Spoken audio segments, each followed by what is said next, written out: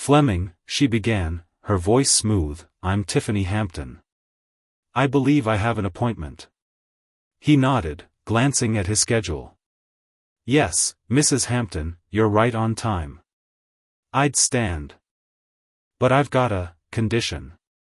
Makes it tricky. Her smile deepened, knowing, and Vic wondered if she saw through his flimsy excuse. She was beautiful, dangerously so, and he reminded himself to keep his head clear. His marriage was rocky enough, and the economy wasn't doing anyone any favors. It's Mrs. Hampton for now. She corrected. I'm keeping the name until the divorce wraps up. My company's been with the same ad agency forever, but they're coasting. We need fresh blood, and your firm came highly recommended. Our CEO was impressed with your portfolio, so here I am. She reached into her briefcase, and for a split second, Vic's focus slipped, caught by the curve of her movement. The way she commanded the room without trying. She slid some samples across the desk. We're curious, who's behind this work? Vic grinned, pride swelling. That's our newest hire. Started part-time because he was loyal to his old gig, but he's a machine, creative, efficient, always thinking 3 steps ahead. My partner and I were terrified someone would snatch him up. So we offered him a stake in the company to lock him down.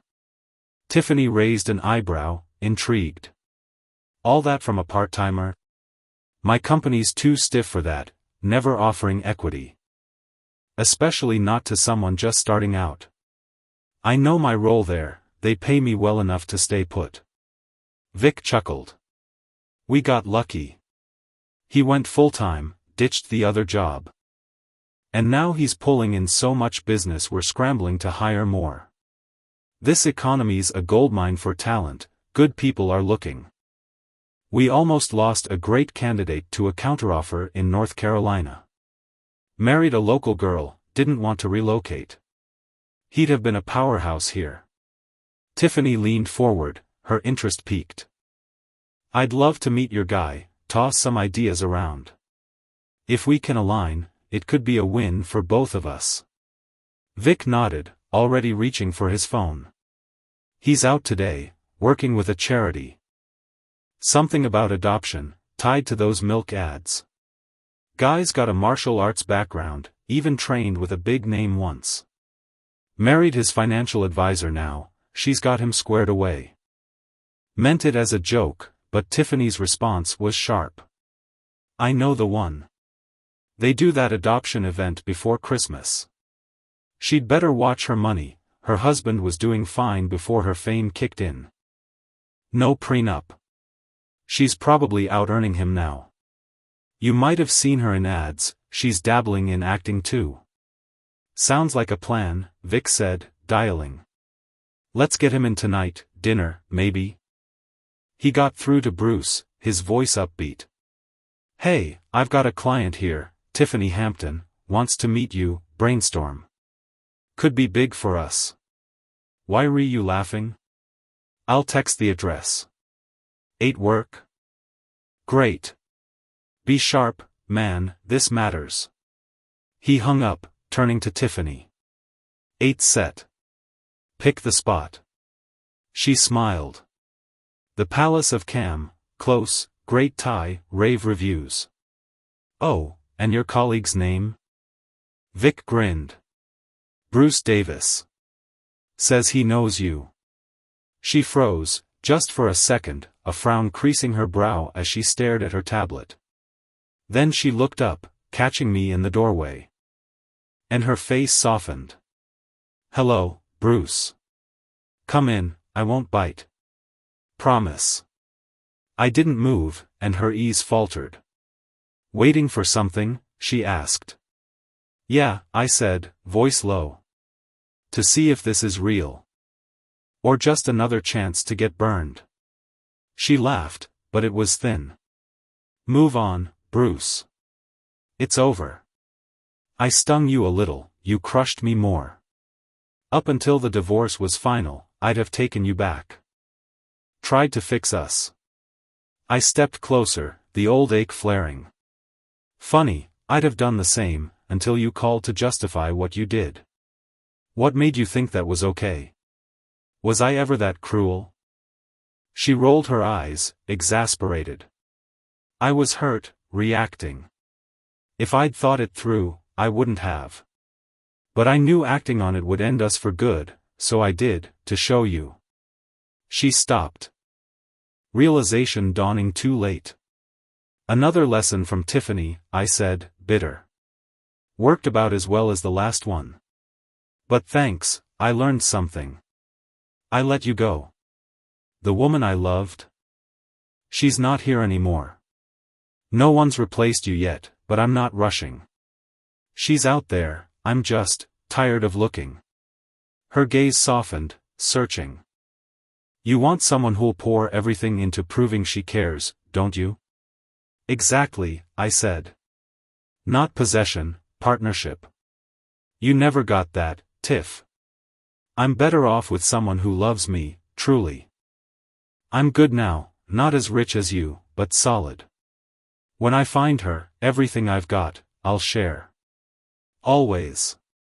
The air felt thick with tension as I stood there, my chest tight with frustration. Tiffany. I'm done. I'm walking away right now, and I don't give a damn if Vic fires me tomorrow, I said, my voice steady but laced with an edge I couldn't soften. Honestly, being near you is unbearable. You keep pushing my buttons, digging into me, and I've always bitten back. But not tonight. I'm finished. I turned sharply, my words lingering like a bitter aftertaste. Go live your life. And maybe try to be a better wife to the next poor bastard who takes you on. My boots hit the pavement hard as I stormed out the door, the cool night air slapping against my face.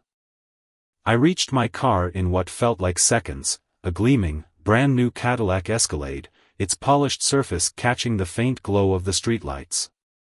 Bill had one. Lou had one. Hank from the office had one too. I'd always envied those guys, cruising around in their sleek machines while I'd been stuck with that rusty old clunker from the divorce settlement. That thing was a rolling reminder of everything I'd lost, every argument, every broken promise. Trading it in had been a small victory. A chance to spoil myself with something that didn't stink of regret.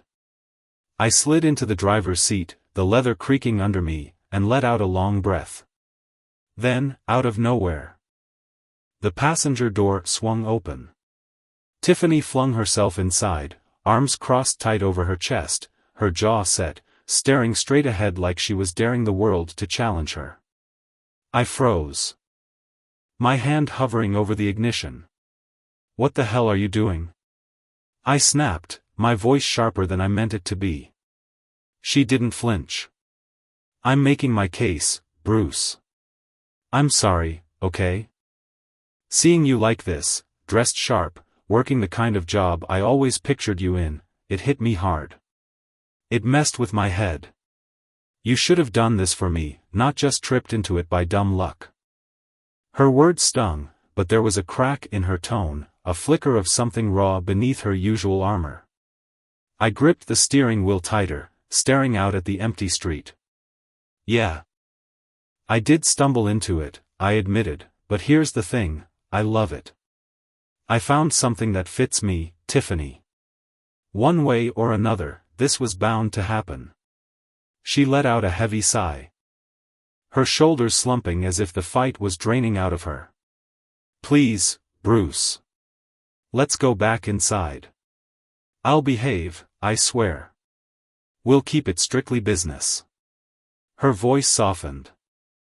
And she leaned forward slightly, her eyes wide with a mix of hope and disbelief. When Vic mentioned your name, Bruce, a respected businessman, part owner of this big shot firm, I couldn't believe it. It was like walking into some alternate universe. I didn't even know it was you we were after, or I'd have sent someone else. We really want you on board, and I promise it'll stay professional. I hesitated, chewing on her words. The old wounds flared up, but there was something disarming about her honesty. Fine. I said finally, shoving the car door open. But one snide remark, one little jab, and I'm gone. Got it? She nodded quickly, and then, in a move that caught me off guard, she grabbed my hand as we stepped out. To anyone passing by, it might have looked sweet, a couple sharing a tender moment. But I knew better. Her grip was firm, almost desperate. Like she was anchoring me there, afraid I'd bolt. We walked back inside, the buzz of the restaurant wrapping around us like a low hum. I slid into the booth again, still rattled. While she sat across from me, her posture stiff but her eyes searching mine. The waitress appeared, her notepad poised, and I ordered a small bowl of their spicy soup, nothing fancy. Just enough to get by. Tiffany raised an eyebrow, surprised. "That's it?" she asked, her tone light but curious. I shrugged. "You didn't ask what I wanted, and I'm not big on this place's food anyway. I ate at Sonny's before I got here, figured I'd only be staying a few minutes." She squinted at me, a faint smirk tugging at her lips, then took a deep breath and let it go, her expression softening. "All right, while we wait, let me run some ideas by you," she said, pulling out a notebook. She launched into her pitch, her voice steady but animated. Some of her thoughts were sharp, clever even. But others fell flat, half-baked and impractical. I tossed out a few suggestions of my own. She brushed off most of them with a quick shake of her head, but a couple stuck. She scribbled them down, her pen scratching against the paper with purpose. Time slipped by unnoticed. She ended up with a slice of cheesecake for dessert, savoring each bite, while I sipped on a cup of strong, fragrant tea that warmed me from the inside out. The waitress hovered nearby, wiping down tables as the clock ticked closer to midnight. I glanced at my watch, 11:45. The place was shutting down soon. When the check came, I left a generous tip, but Tiffany snatched the bill before I could reach for it. "Business dinner, remember," she said with a playful edge.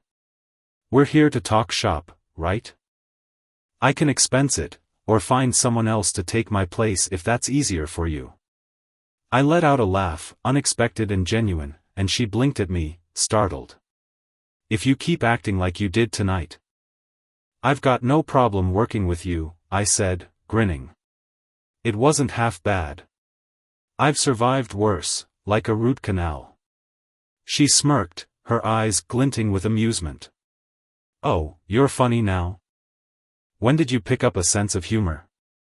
I almost quipped that I'd bought it with some of her settlement cash, but I bit my tongue, keeping that little jab to myself. Then she threw me another curveball. "You know, there's this spot 2 blocks from here," she said, her voice casual but her gaze intent. "I've heard it's great, live band, good vibes. They play stuff we used to love. Want to check it out? Just for fun?" I started to shake my head, ready to shut it down, but something in her expression stopped me, a flicker of longing. Maybe even vulnerability. "Okay," I said, surprising us both. "But no dancing together. Your no touching rule sounds perfect." She frowned, clearly disappointed, but took my hand anyway as we headed out. The night air was crisp, carrying the faint hum of the city. The bar was everything she'd promised, warm lights spilling onto the sidewalk, the band's rhythm pulsing through the walls. Inside, the crowd was lively, the drinks were stiff, and the music hit all the right nostalgic notes.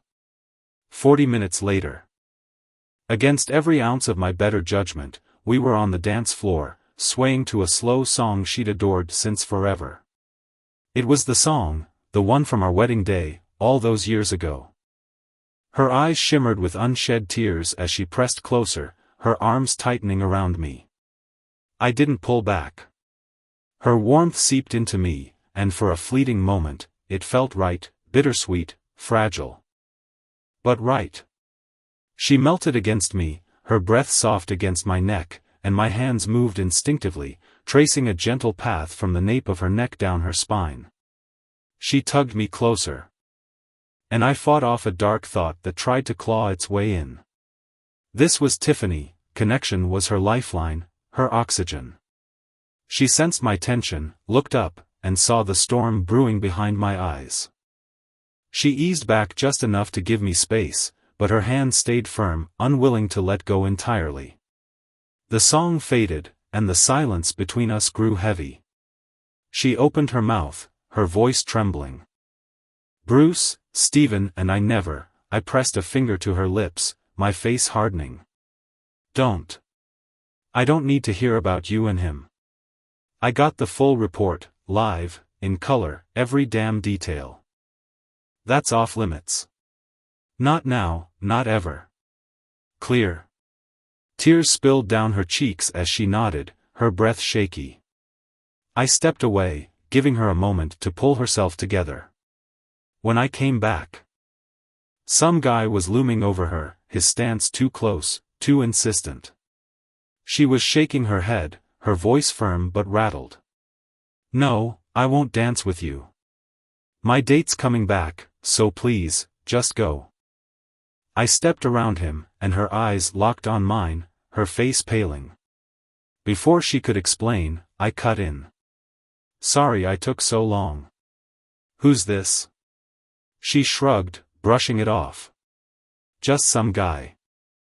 I told him to leave, but he's still here. I turned to him, sizing him up. He had a few inches and a solid 20 pounds on me, but I kept my voice low and steady. She asked you to go. He puffed out his chest, smirking. You gonna make me, little man? I mirrored his grin, calm but cold. Yeah, I will. I've got some experience, martial arts, nothing fancy. Walk away now. Or you'll wish you had. His bravado faltered, and he shuffled off, disappearing into the crowd. Tiffany stared at me, her mouth slightly open, gratitude and shock mingling in her gaze. She knew I had a black belt, nothing more. I'd never told her about the fights, the years I'd spent honing that skill. It only came up later, when she spotted some old photos tucked away in a box. We danced one more time, and she pushed the boundaries, her hands bolder, her body closer. Just as the song ended, she pulled me in and kissed me, hard, unexpected. Her lips crashing into mine as the lights flared on and the bartender called last call. I glanced at my watch, 3 a.m. We stumbled outside, the night air sharp against our flushed skin. Watching the crowd spill out. Some laughed with friends, others slumped in disappointment, a few barely staying upright. What was that? I asked, my voice low, though I already knew. She played it off, shrugging. What was what? The kiss? It's been a while since I've been close to anyone. A few drinks, a good night, it didn't mean much. That's as far as it goes. I exhaled. Relieved. Good. I thought you were sending mixed signals. She straightened, her face serious. Don't worry. It won't happen again. Let's grab a cab. Back at my place, the mood lightened. We laughed about the night, the bar, the guy who wouldn't leave, nothing deeper crossed the line. But then she slipped, her voice softening. It's been a long time, Bruce. I stopped. Gently gripping her arms. She frowned, confused. What's wrong? I let go, stepping back. If it's not good for either of us, why keep doing this? Honestly, it's not how I remember it. Her face twisted, and she shouted something sharp before collapsing to her knees. In an instant, she was back on me, her hands pulling me close. It happened fast, too fast. Emotion swallowed us whole, and before I knew it, we were tangled up again, her leaning into me, tears streaking her face. I couldn't hold it in anymore. Why, Tiff? Why hurt someone you claim to love? Was it worth it?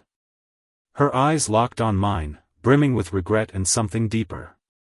I won't lie, he was different, and I liked it. But I never loved him.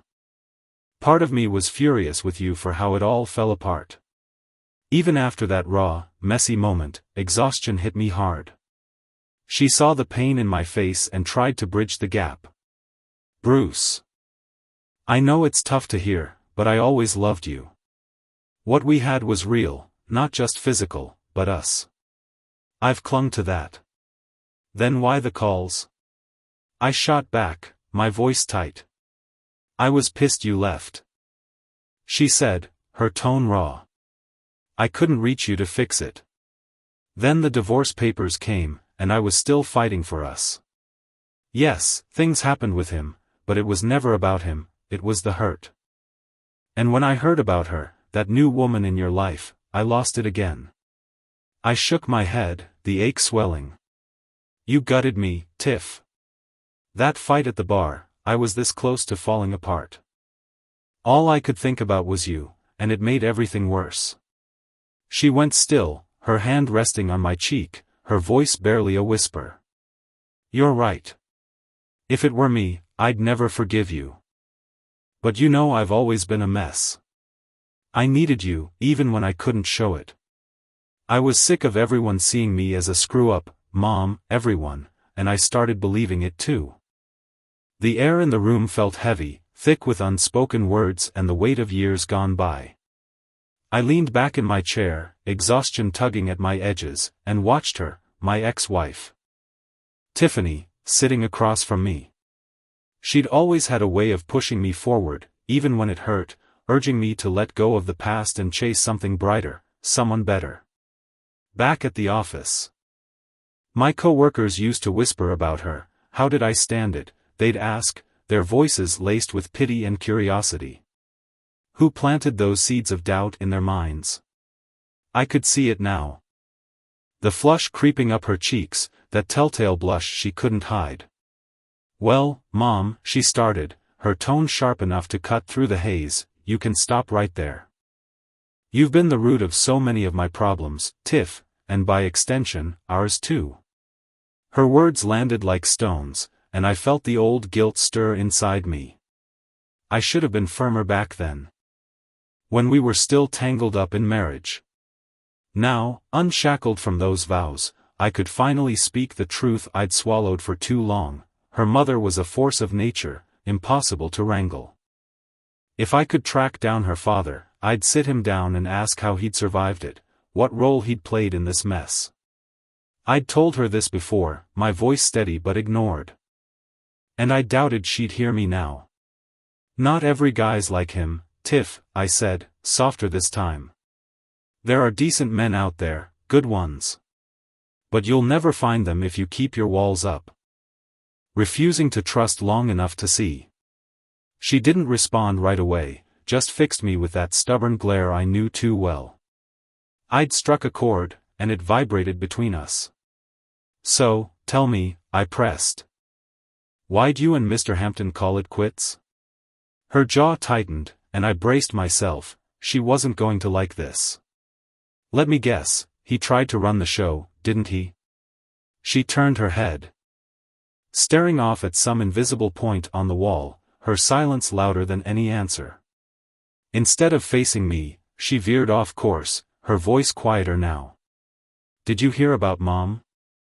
After that last blowout with me, the court ordered her into counseling, mandatory, no excuses. She skipped the second session, and the deputies didn't hesitate. They hauled her in. And she spent 10 days behind bars. I could picture it, her mother, all fire and defiance, clashing with the other inmates, her sharp tongue earning her enemies fast. She didn't play nice. So they stuck her in protective custody, just to keep her safe until she got out. When they finally released her, she still had bruises blooming across her skin.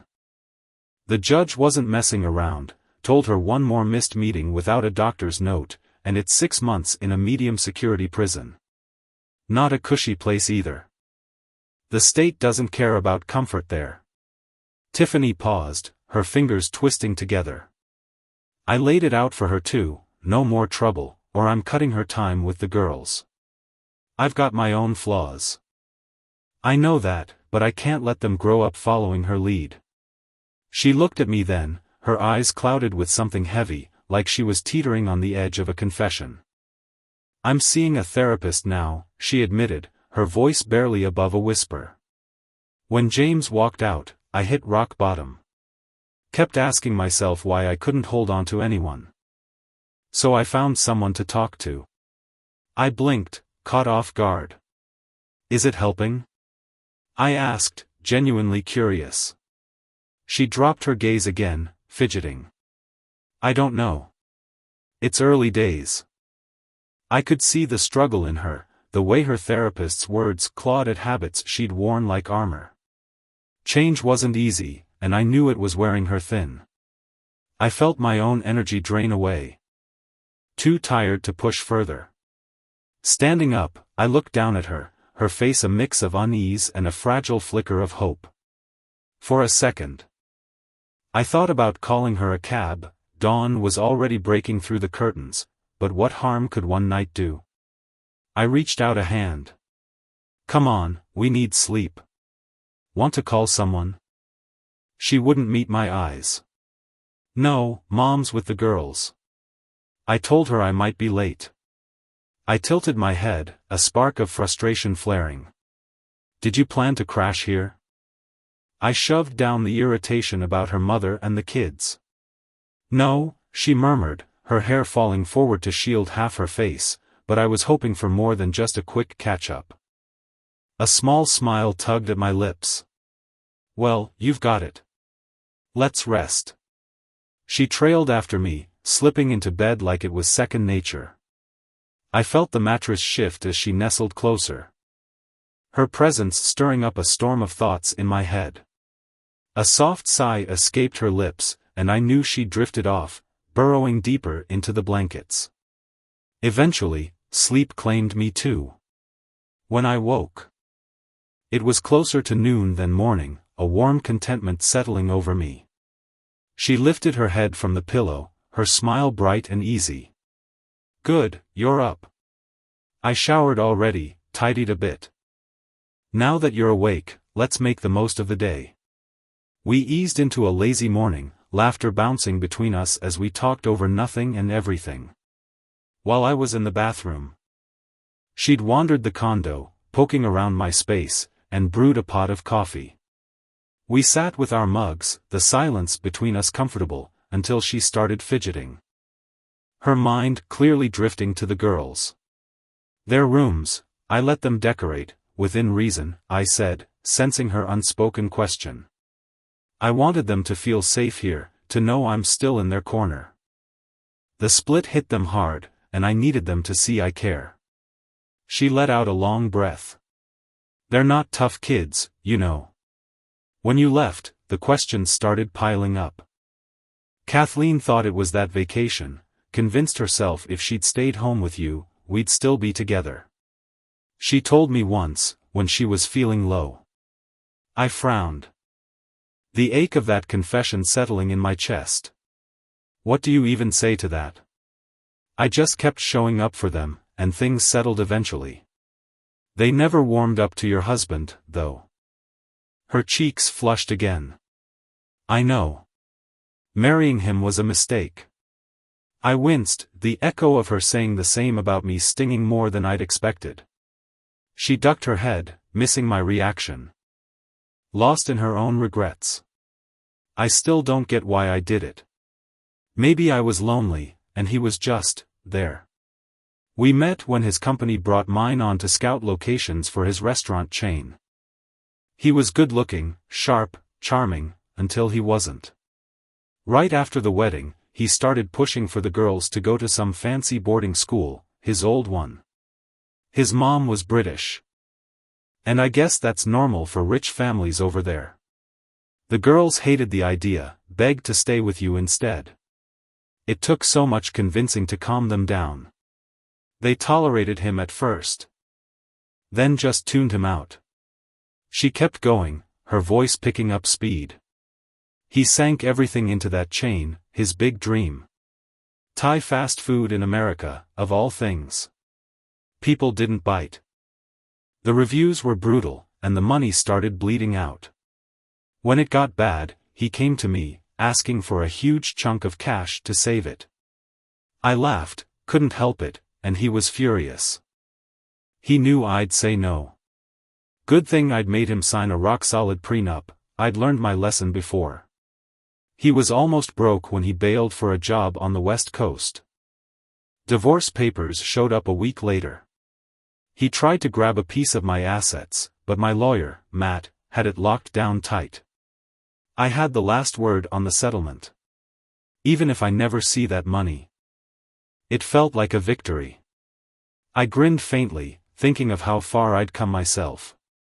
Lou, my financial guy, had set me up with his advisor, a steep fee, but worth it. I handpick every stock. He'd told me, and I put my own money in too. That confidence paid off. In just over 2 years, I'd recouped my investment and then some. Tiffany didn't notice my smile. Too wrapped up in her story. He didn't believe in himself, she said of her ex. I couldn't resist a jab. Maybe he should have asked Stephen for pointers. She smirked. You've got a way with words. Seems like the women you've been meeting lately agree. I shrugged, playing it off. Maybe there's something to it. Her smile widened. Glad it's not just me. She shifted gears again. Can you believe Caitlin's got a boyfriend? Word is, he tried pushing her in to spin the bottle. I sat her down for a long talk. I nodded. Same. I've been taking them to the dojo, signed them up for a kids class. Might have taught them a few tricks for handling pushy boys too. Her brow furrowed, worry flashing across her face. Why didn't I know? They asked me to keep it quiet, I said gently. I'd never hide anything big from you, but you know how girls are. Soon they'll be dating, off to college, leaving us in the dust. It's the way it goes, Tiff. We raise them, guide them, then hope they carry what we've taught. She tilted her head, studying me. When did you get so wise? Success sharpen your edges? I chuckled. Not quite. That's just a line from one of my stories, wrote it thinking of them. Her frustration flared, sharp and sudden. Still chasing that dream? How many rejections now? The question cut deep. And I felt my defenses rise. Stopped counting after we split. But I'm not quitting. I'll get there. She softened, realizing she'd hit a nerve. So, where do we stand? Will we do this again? Her eyes widened when I answered, I don't think so, Tiff. I can't handle that right now. But why? She pressed, her voice trembling. You can't say you didn't enjoy last night. Don't tell me you're too scared to try again. What we had, it was real, it still is. Why can't we rebuild? I met her gaze, steady and sure. If we did, would we really be equals? No contracts. No walls, would you still keep your running shoes by the door?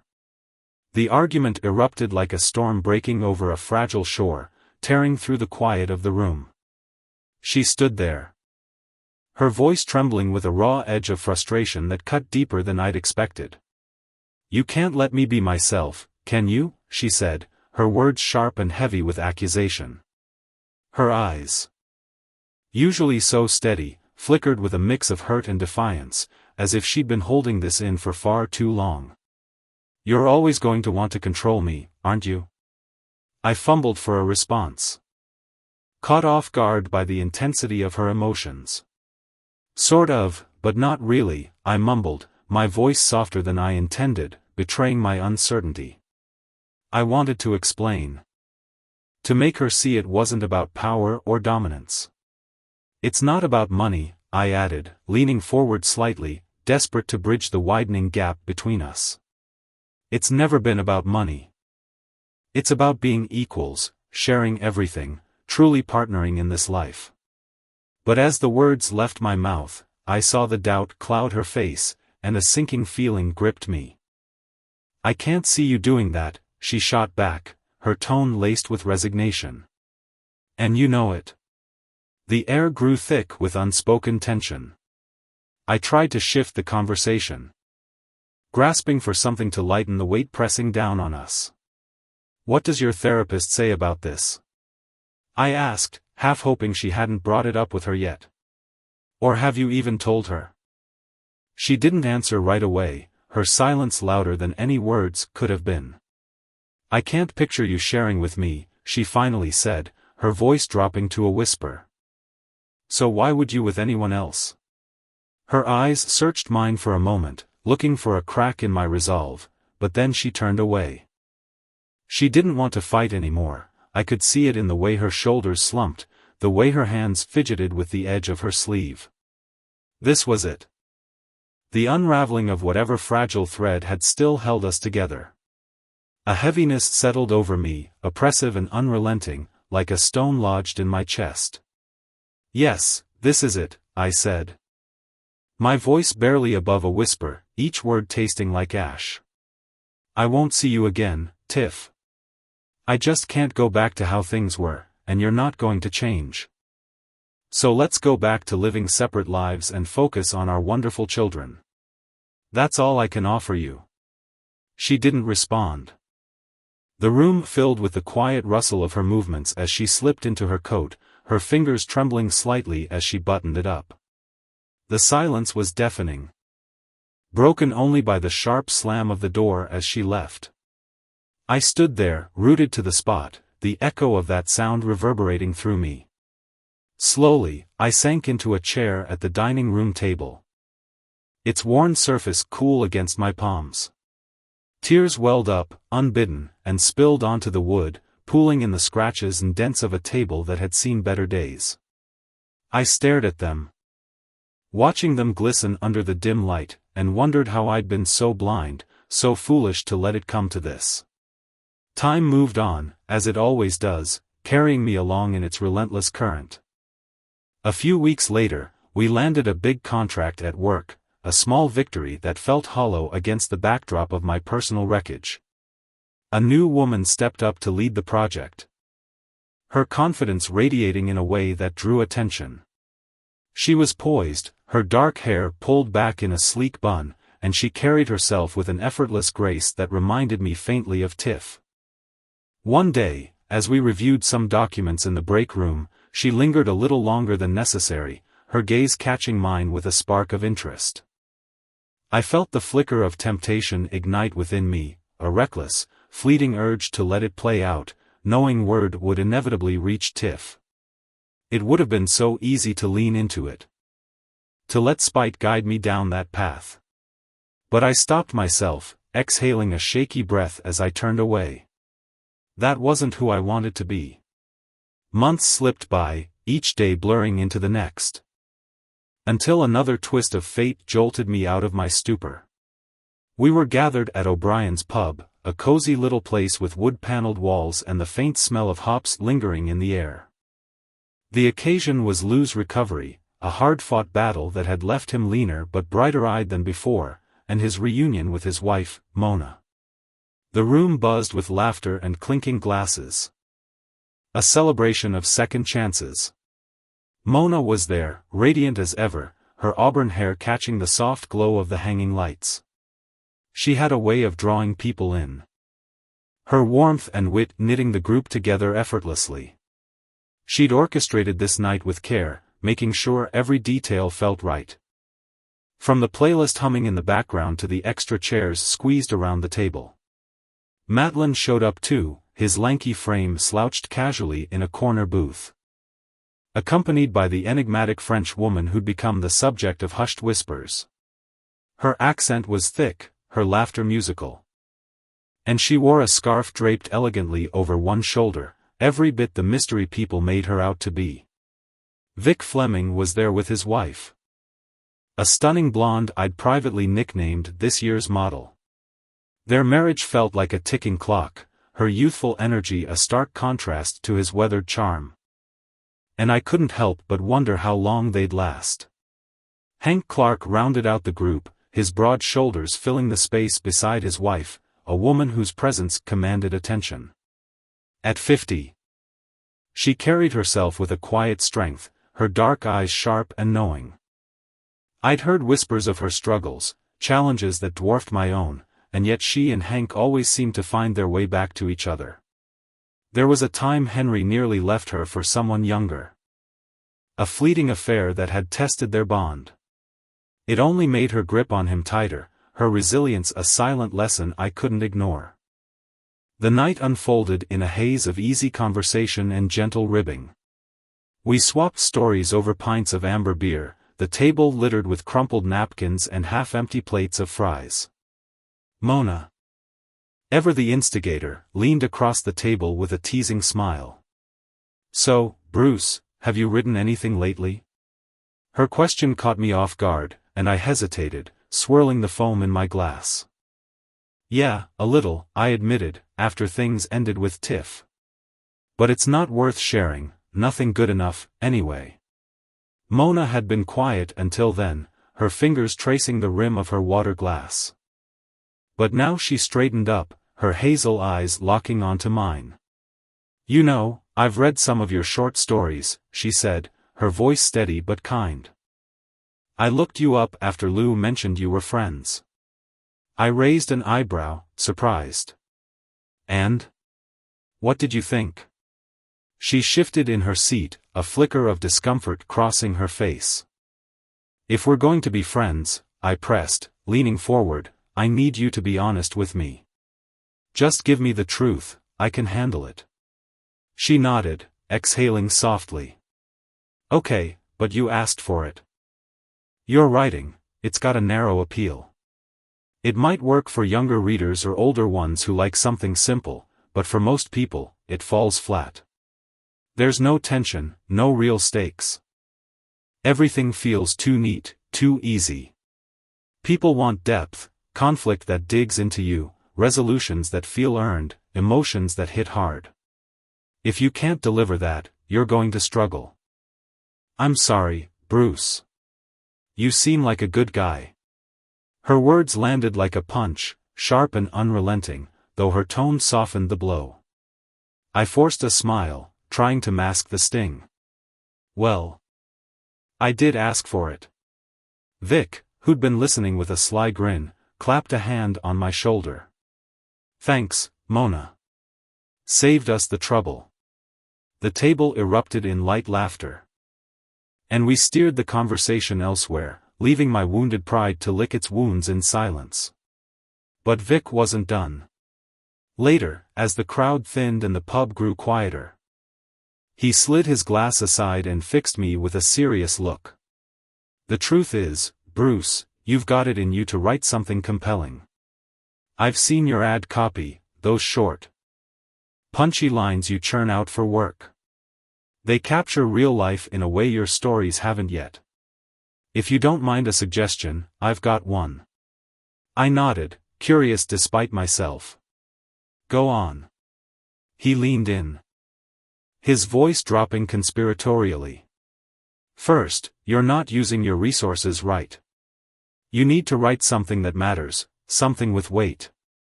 Then you need a team. Nicholas Sparks didn't just sit around waiting for lightning to strike. He had a publisher who got his books into people's hands, an agent who kept his name out there. I know a great ad agency that'd cut you a deal." Lou chimed in, wiping foam from his lip. "And don't forget a lawyer. Essential stuff. I've worked intellectual property cases, know who to call. Who to avoid." Hank, ever the pragmatist, tapped the table with a calloused finger. "Do it yourself where you can. Keeps you in control, saves you cash." Mona, glowing with the gentle swell of pregnancy, added her piece. "For my charity work, I've learned a good publicist is everything.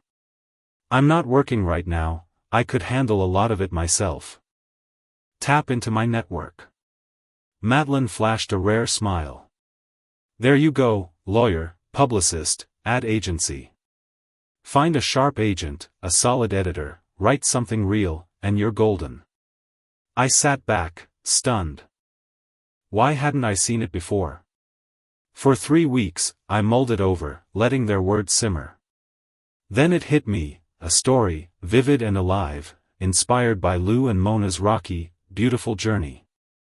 I wove in fictional flourishes, crafting a romance that felt raw and true. My editor, Janice, a chain-smoking woman in her late 50s with a gravelly voice and a no-nonsense stare, took one look at the draft and nodded. It's got potential, Bruce. Real potential. But then came the critique, a litany of notes delivered with surgical precision. I left her office feeling bruised, my confidence wavering, until she flashed a rare smile. Don't sweat it. If this were easy, every schmuck with a pen would be a bestseller. It's good, really good. I remember the news story it's based on. Gripping stuff. Polish it up, and you've got something. I hadn't considered Lou and Mona's feelings, though. If they hated it, I'd be dead in the water. I couldn't risk losing their trust. So I started with Mona. Handing her the revised manuscript, 120 pages, tight and lean. Janice had warned me against padding it out. Nothing worse than a rookie stretching a short story into a mess. You've got it just right, don't touch it. 4 agonizing days passed with no word. I paced the house, nerves fraying, until Thursday afternoon when the phone rang. Our house, 7. Mona said simply. An hour later, heart pounding, I knocked on their door.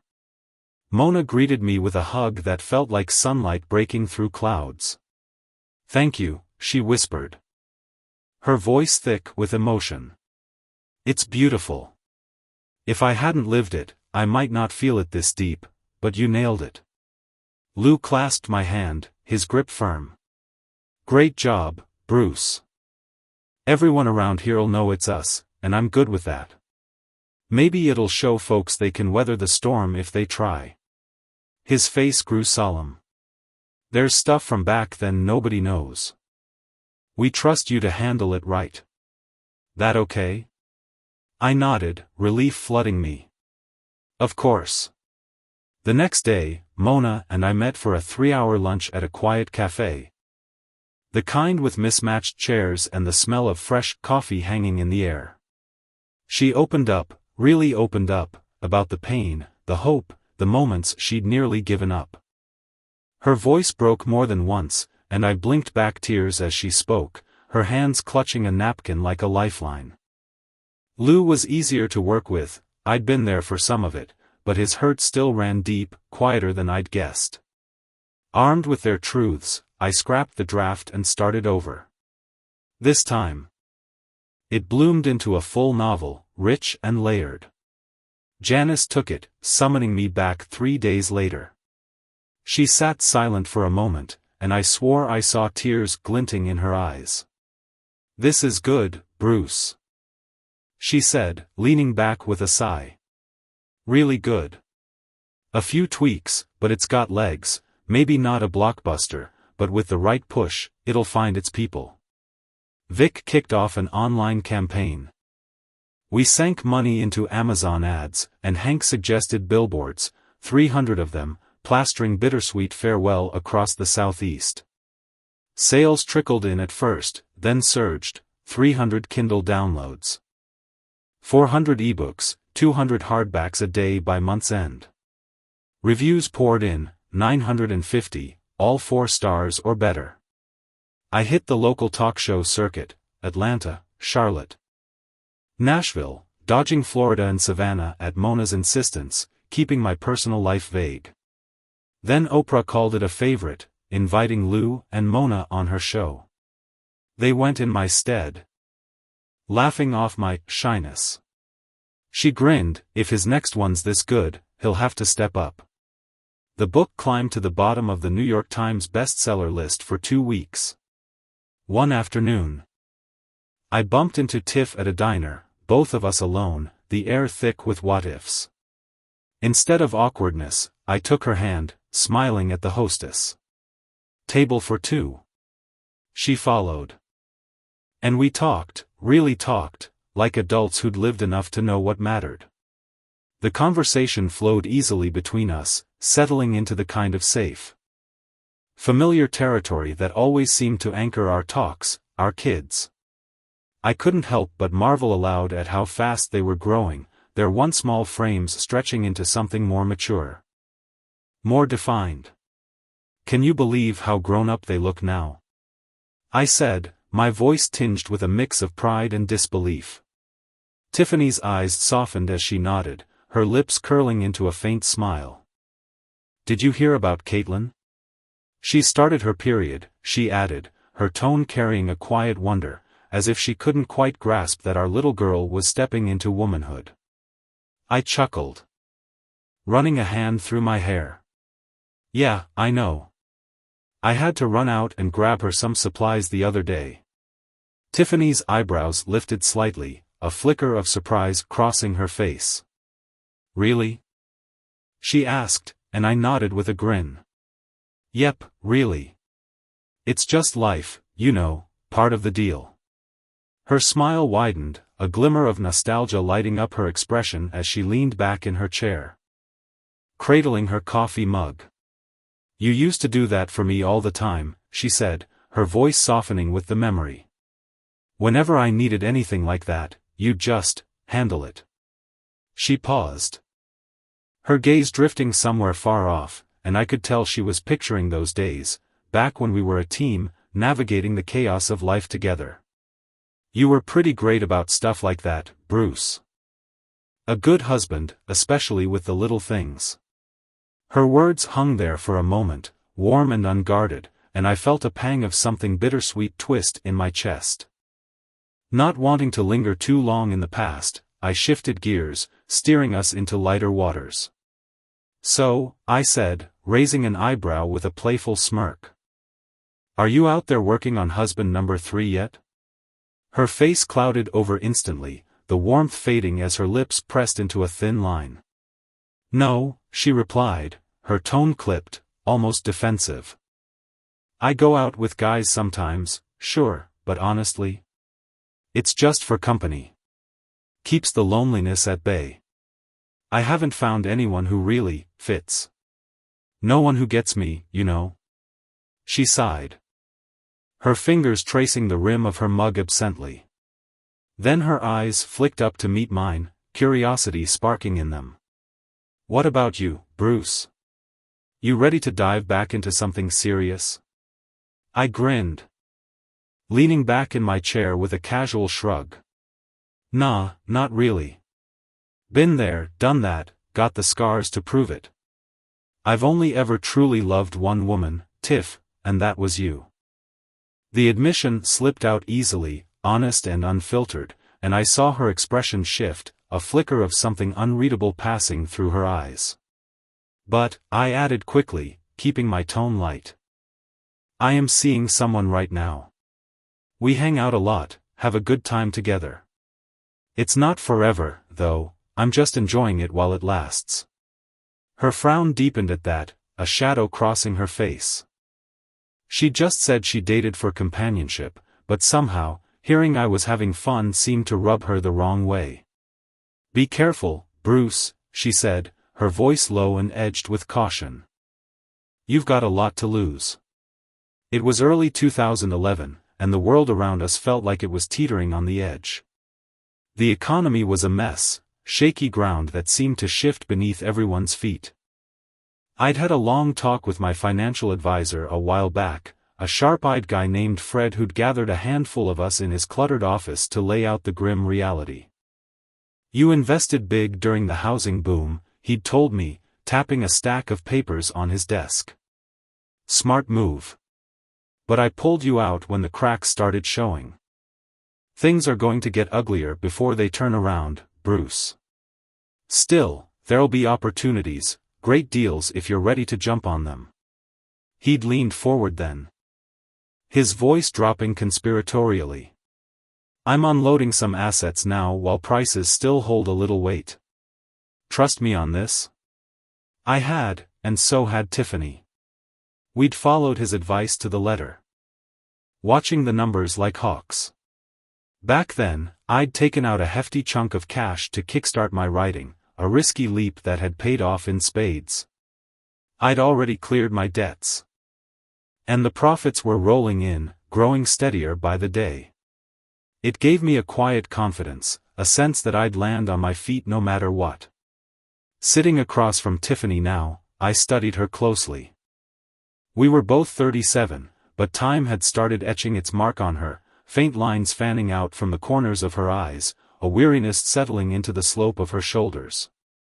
She looked drained. Like the weight of the world had been pressing down on her a little too long. "How's work going for you?" I asked, genuinely curious. She sighed, slumping slightly. "Not great, to be honest. Our clients were solid for a while, riding high, but now the economy's hitting them hard. They're tightening their belts, and new projects are tough to come by. Banks won't touch land deals with a 10-foot pole right now." She paused, then brightened a little, a spark of hope flickering in her voice. "But I've got something in the works. Land prices are dirt cheap, labor's hungry for jobs, so costs are low. The local government's dangling tax breaks in front of us could mean 50 permanent jobs, maybe 300 or 400 construction gigs. It'd be a win for everyone if I can pull it off. Problem is, my usual investors are tapped out." She met my gaze, searching. "You doing okay?" "Surprisingly, yeah," I said, leaning forward with a grin. "Business is good. Smart companies know advertising's the key, the more you push, the more you sell. Some clients have scaled back, sure. And a couple of our oldest ones might not make it 2 more years if things don't turn around. But I'm holding steady." Her words lingered in my mind, though, stirring something restless in me. The next morning, I picked up the phone and dialed Fred, spilling the details of our conversation. His voice crackled with interest on the other end. "That sounds promising," he said. "Let me dig into it." 2 days later, I found myself at a sleek downtown restaurant, squeezed into a booth with Fred. Lou, a wiry guy with a perpetual frown, and 2 strangers whose names I didn't catch. Fred took charge, his hands gesturing animatedly as he laid out the plan. "This is a solid deal, fellas. Might just break even for the first few years, but when the market bounces back, we're talking serious profit. We've got 420 home sites, cheapest houses starting at $100,000. I'm thinking 3 distinct communities, one for retirees, all gated with top-notch security. Sell 75 lots, and the land's paid for. Plus, we've got a big-name designer on the golf course, membership fees alone will keep it running. There's risk, no doubt, but the upside? Massive. I'm in if you are." The others nodded. And after they drifted off, Fred pulled me and Lou aside, his eyes glinting with another idea. "One more thing, I'm scooping up bank shares, as many as I can grab." Lou's brow furrowed. Skepticism etched into every line of his face. "Banks? They're bleeding money. Even Hunt Bank's shaky, and that's saying something." Fred waved him off, undeterred. "Politicians won't let the big ones crater. They'll prop them up, whatever it takes. When the economy turns, we'll cash in big. I'm betting on Bank of America, hit rock bottom at $6.70 a share. It's only up from here." I jumped in with 100,000 shares, Lou took 50,000, and Fred went all in with $1 million. 3.5 years later, those shares were trading at $54. And the windfall bought Caitlin and Kristen shiny new cars for their birthdays. For me, it meant a sprawling pontoon boat. Docked at the marina of the private lake nestled in the housing community we'd invested in. We all scored prime corner lots in the ritziest section. And I was already dreaming up blueprints for my new house. The phone rang one afternoon, Tiffany's voice sharp and accusatory on the other end. "Is this your doing?" she demanded. I played dumb. leaning back in my chair with a lazy smile she couldn't see. What do you mean? Don't mess with me, Bruce. Did you have a hand in this money? I laughed softly. It was a good deal, Tiff. You've always had a killer eye for business, why not cash in a little? It's just smart moves. My part wasn't even that big. That was true enough. Though I kept quiet about the trust fund Lou had set up for Caitlin and Kristen, with me, him, and Fred as trustees. It held $500,000 and 50,000 Bank of America shares for each girl, enough to secure their futures if everything panned out.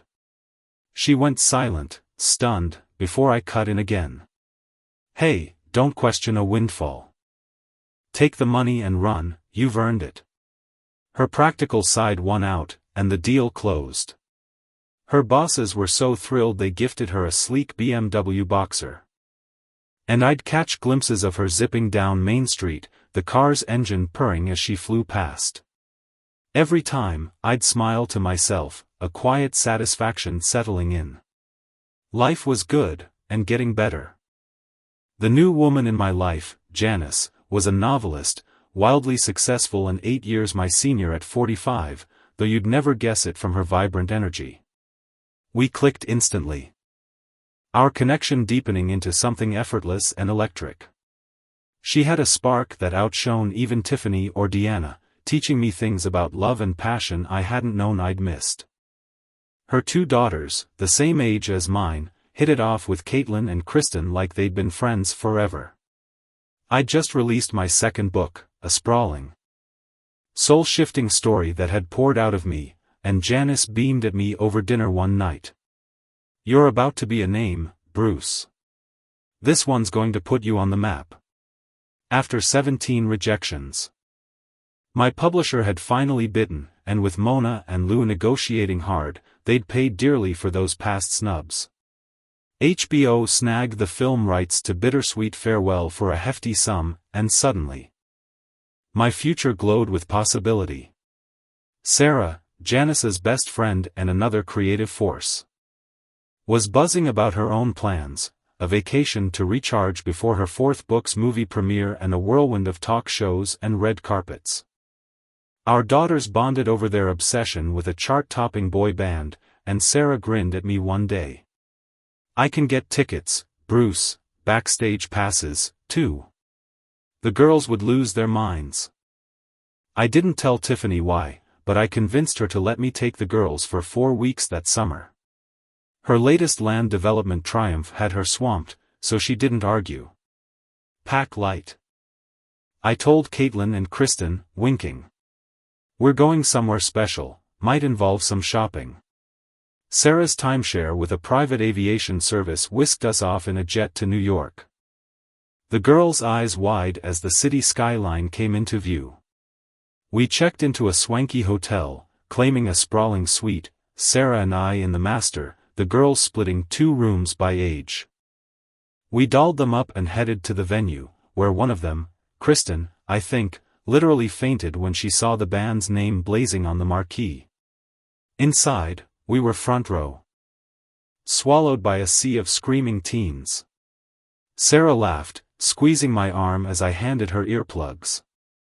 After the show, backstage was a whirlwind, band members flashing megawatt smiles, posing for photos, signing glossy prints. One even peeled off his shirt for Kristen, sparking a frenzy of laughter and more snapshots.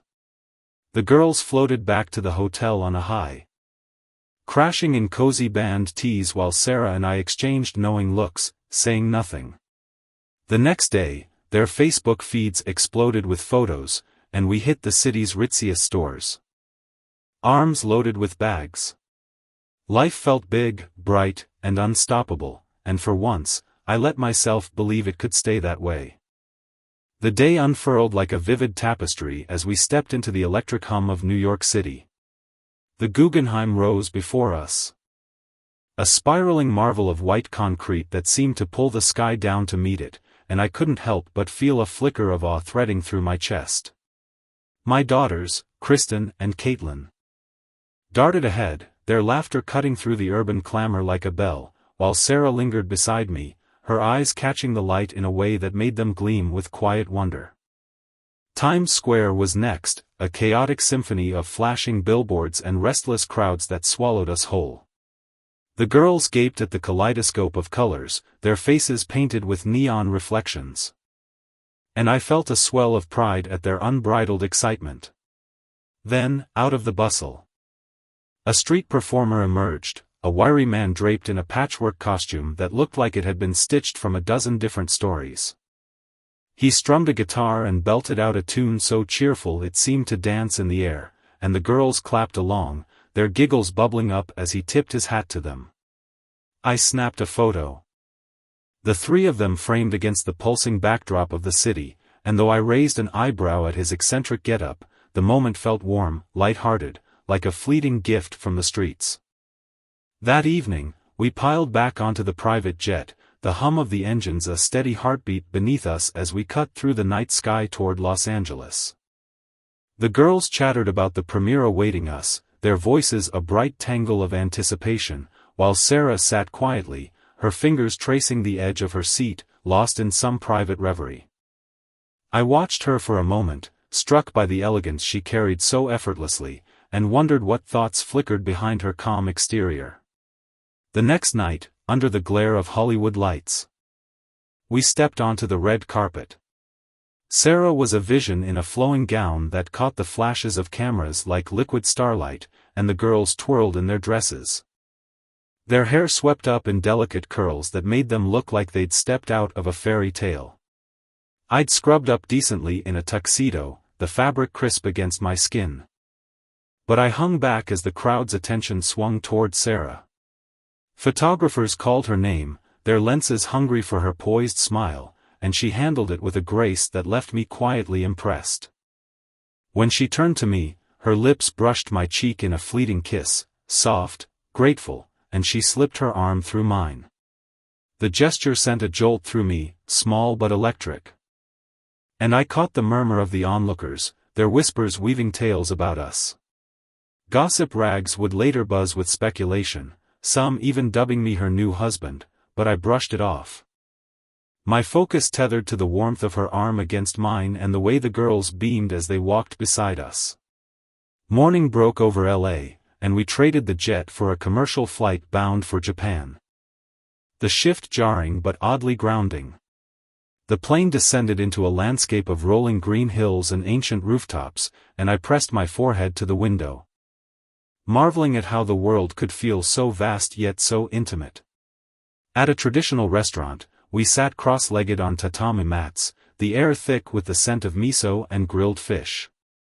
The girls donned yukatas, the fabric draping them in soft blues and pinks, their hair pinned up with delicate combs until they resembled porcelain dolls plucked from a collector's shelf. Kristen giggled as she fumbled with her chopsticks, while Caitlin sat straighter, mimicking Sarah's poised movements with a seriousness that tugged at my heart. Sarah herself was radiant, her own yukata hugging her frame as she smiled across the table at me, her beauty sharpened by the simplicity of the moment.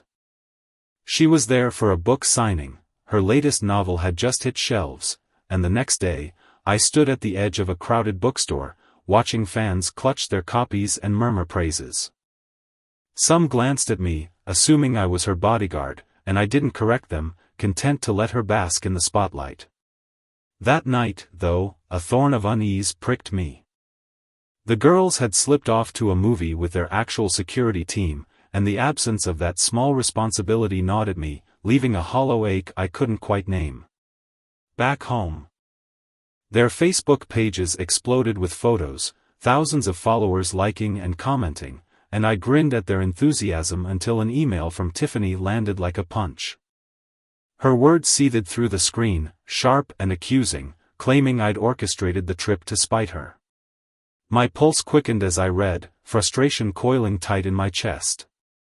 I hadn't even known Caitlin's posts about our dream vacation had reached her, but the sting in Tiffany's message suggested they'd cut deeper than I'd imagined.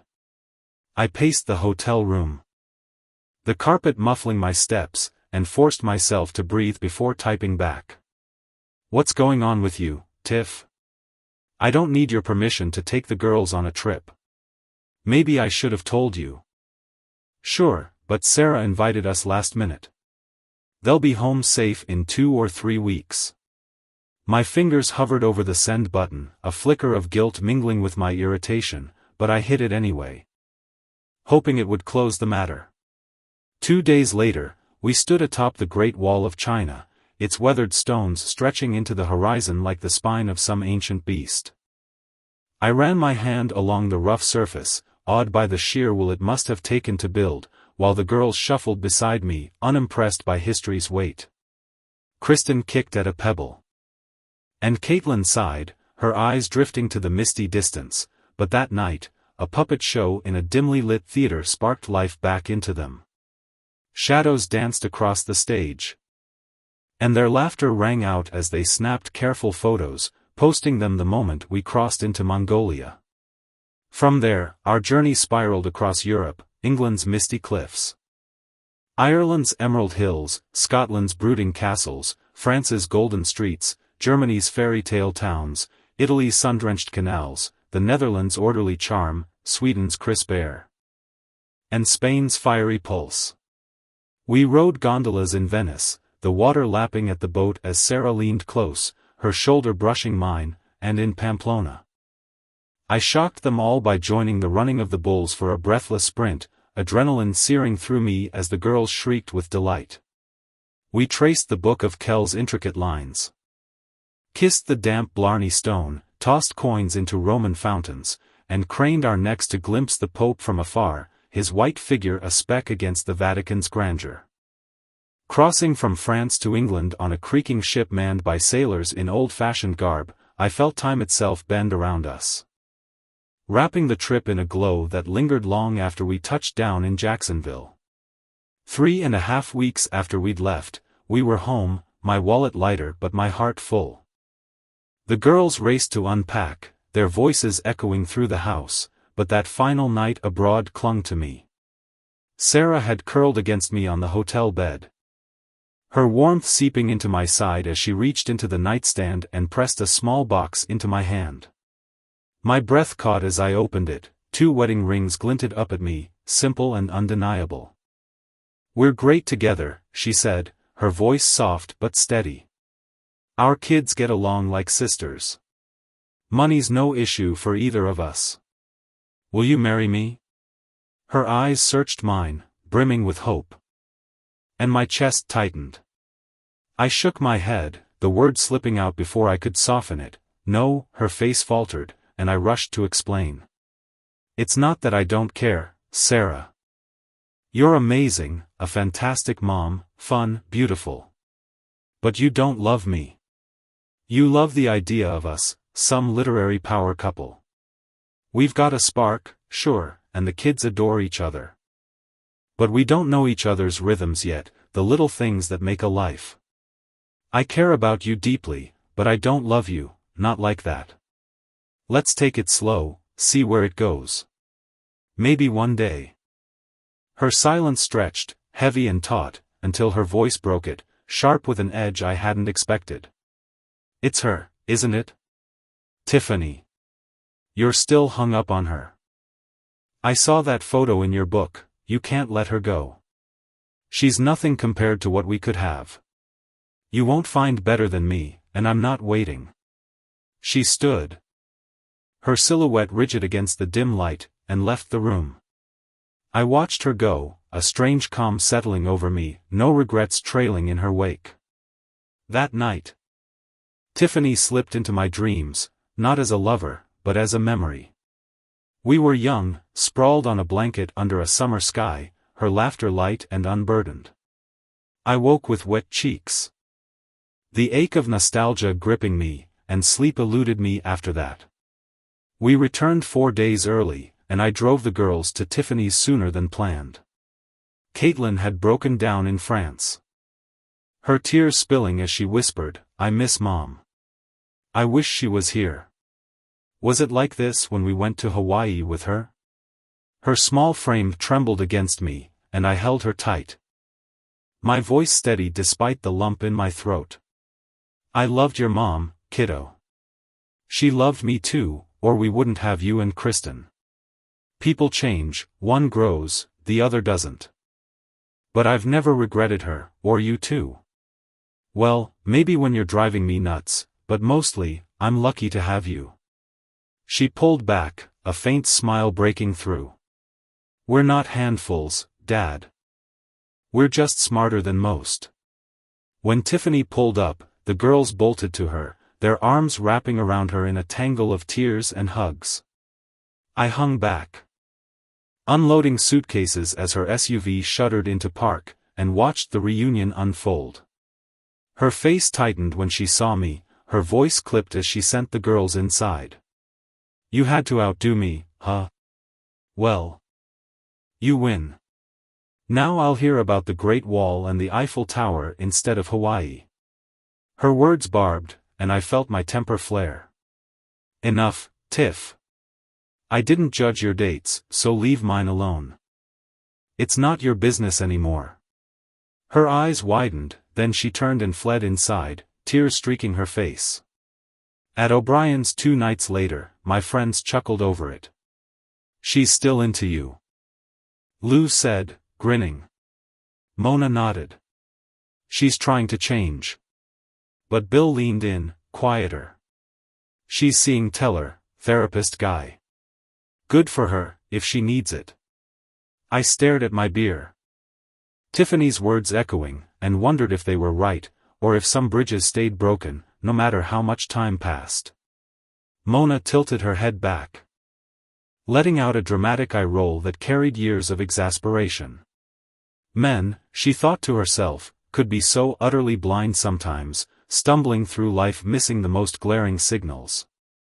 Her little tantrums aren't just random noise, she said aloud, her voice laced with a mix of amusement and irritation. They're her way of screaming for your attention. If you picked up the phone right now and told her, hey, come over at 8, she'd drop everything. She'd be tearing down the street, heart pounding, barely able to catch her breath. Just to get to you. But the second she walked through the door, back into that quiet, guarded shell of hers she'd go, like a turtle retreating after sticking its neck out too far. That's just who she is, take it or leave it. Mona paused, smirking faintly as she let the words sink in. We'll see how it plays out, she added, brushing a strand of hair from her face with a casual flick. Did I ever mention we sit on a couple of charity boards together? Yeah, we're both tangled up in that world. The very first time we met. She couldn't resist tossing out a compliment, said my husband was a damn good lawyer. I nodded, smiled, figuring that was that.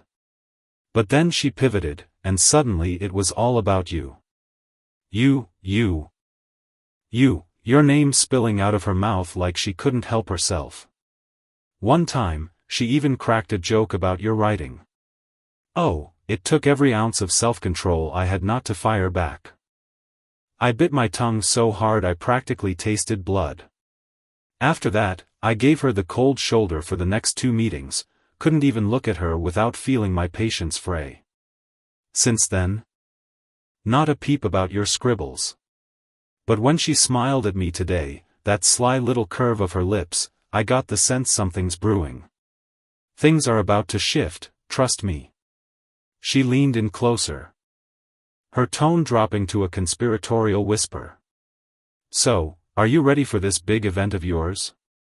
You're not planning to flake out at the last second, are you? I swear. Being your publicist feels like herding a cat who'd rather nap than face the spotlight. I get it, it's for a good cause, and you've been grinding at that firm for ages. Maybe it's time for a breather. But are you really done with it? Walking away for good? She studied his face, searching for a flicker of certainty. Either way, you're ready. I can feel it. Meanwhile, Mona stood in front of her mirror, mascara wand trembling slightly in her hand as she layered on the final touches. Her reflection stared back, polished and poised. But inside she felt a storm brewing.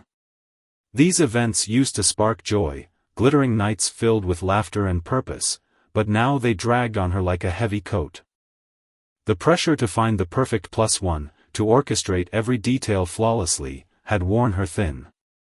Everyone around her seemed to have their own agendas, their own little games. As the top woman at her firm, the spotlight followed her relentlessly. They wanted her seen, admired, a shining emblem of success. She sighed, adjusting the neckline of her dress. The fabric cool against her skin. It wasn't excitement fluttering in her chest anymore, it was exhaustion. Her assistant, though, was practically vibrating with anticipation. He's going to be there. The young woman gushed, her eyes wide with starstruck glee. I'd kill to go, but the tickets vanished the second they announced his book signing. His first public appearance ever. You've got to tell me everything tomorrow, how he looks, how he carries himself. Is he as charming as I imagine? Please, I need every detail. She clutched her notepad like it was a lifeline. I'm talking about Hilary B. Davis, obviously. His books, they've wrecked me in the best way. That last one, though? It hit different. No neat little happy ending tied with a bow, just raw, messy truth. I sobbed through it, plowed through 2 boxes of tissues in one sitting, couldn't put it down if I tried. If he's signing, can you snag me a copy? Please. Tiffany, meanwhile, couldn't escape the buzz around town. Driving through the streets, she'd catch sight of those bold billboards, sleek beds with elegant high heels tucked beneath. Pairs she could have pulled from her own closet. But right in the middle, a splash of rebellion, bright pink sneakers, screaming against the sophistication. The caption read, "Running shoes under the bed by B. Davis." Every time her eyes landed on it, a strange unease twisted in her gut, sharp and unplaceable. She wasn't much for novels, newspapers and industry rags were more her speed, a habit that drove Bruce up the wall. She grinned to herself, imagining his scowl as he passed those same billboards. Each one a jab at his own stalled ambitions. The book was everywhere, flying off shelves, climbing the bestseller list to 15th and counting, with whispers it'd hit #1 any day. The radio buzzed with reviews praising its emotional heft, and rumors swirled of movie deals, 6 companies tossing around offers near $12 million. Tonight, at least, she wouldn't have to navigate the chaos of a tricky date.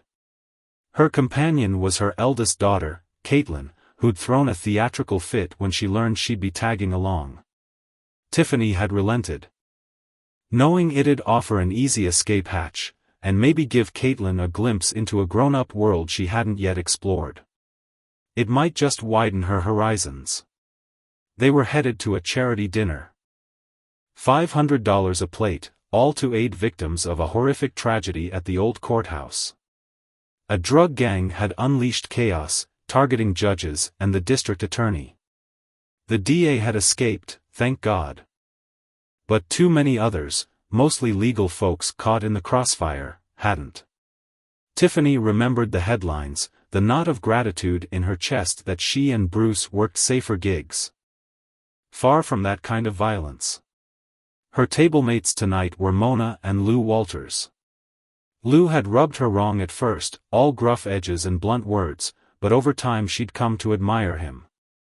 He'd handled her divorce with a steady hand, asking only for what the law deemed fair, even if writing that check still stung months later. Mona, though, she was a treasure. Despite their rocky beginnings, Tiffany adored her company, especially when she'd let slip that she and Lou kept tabs on Bruce.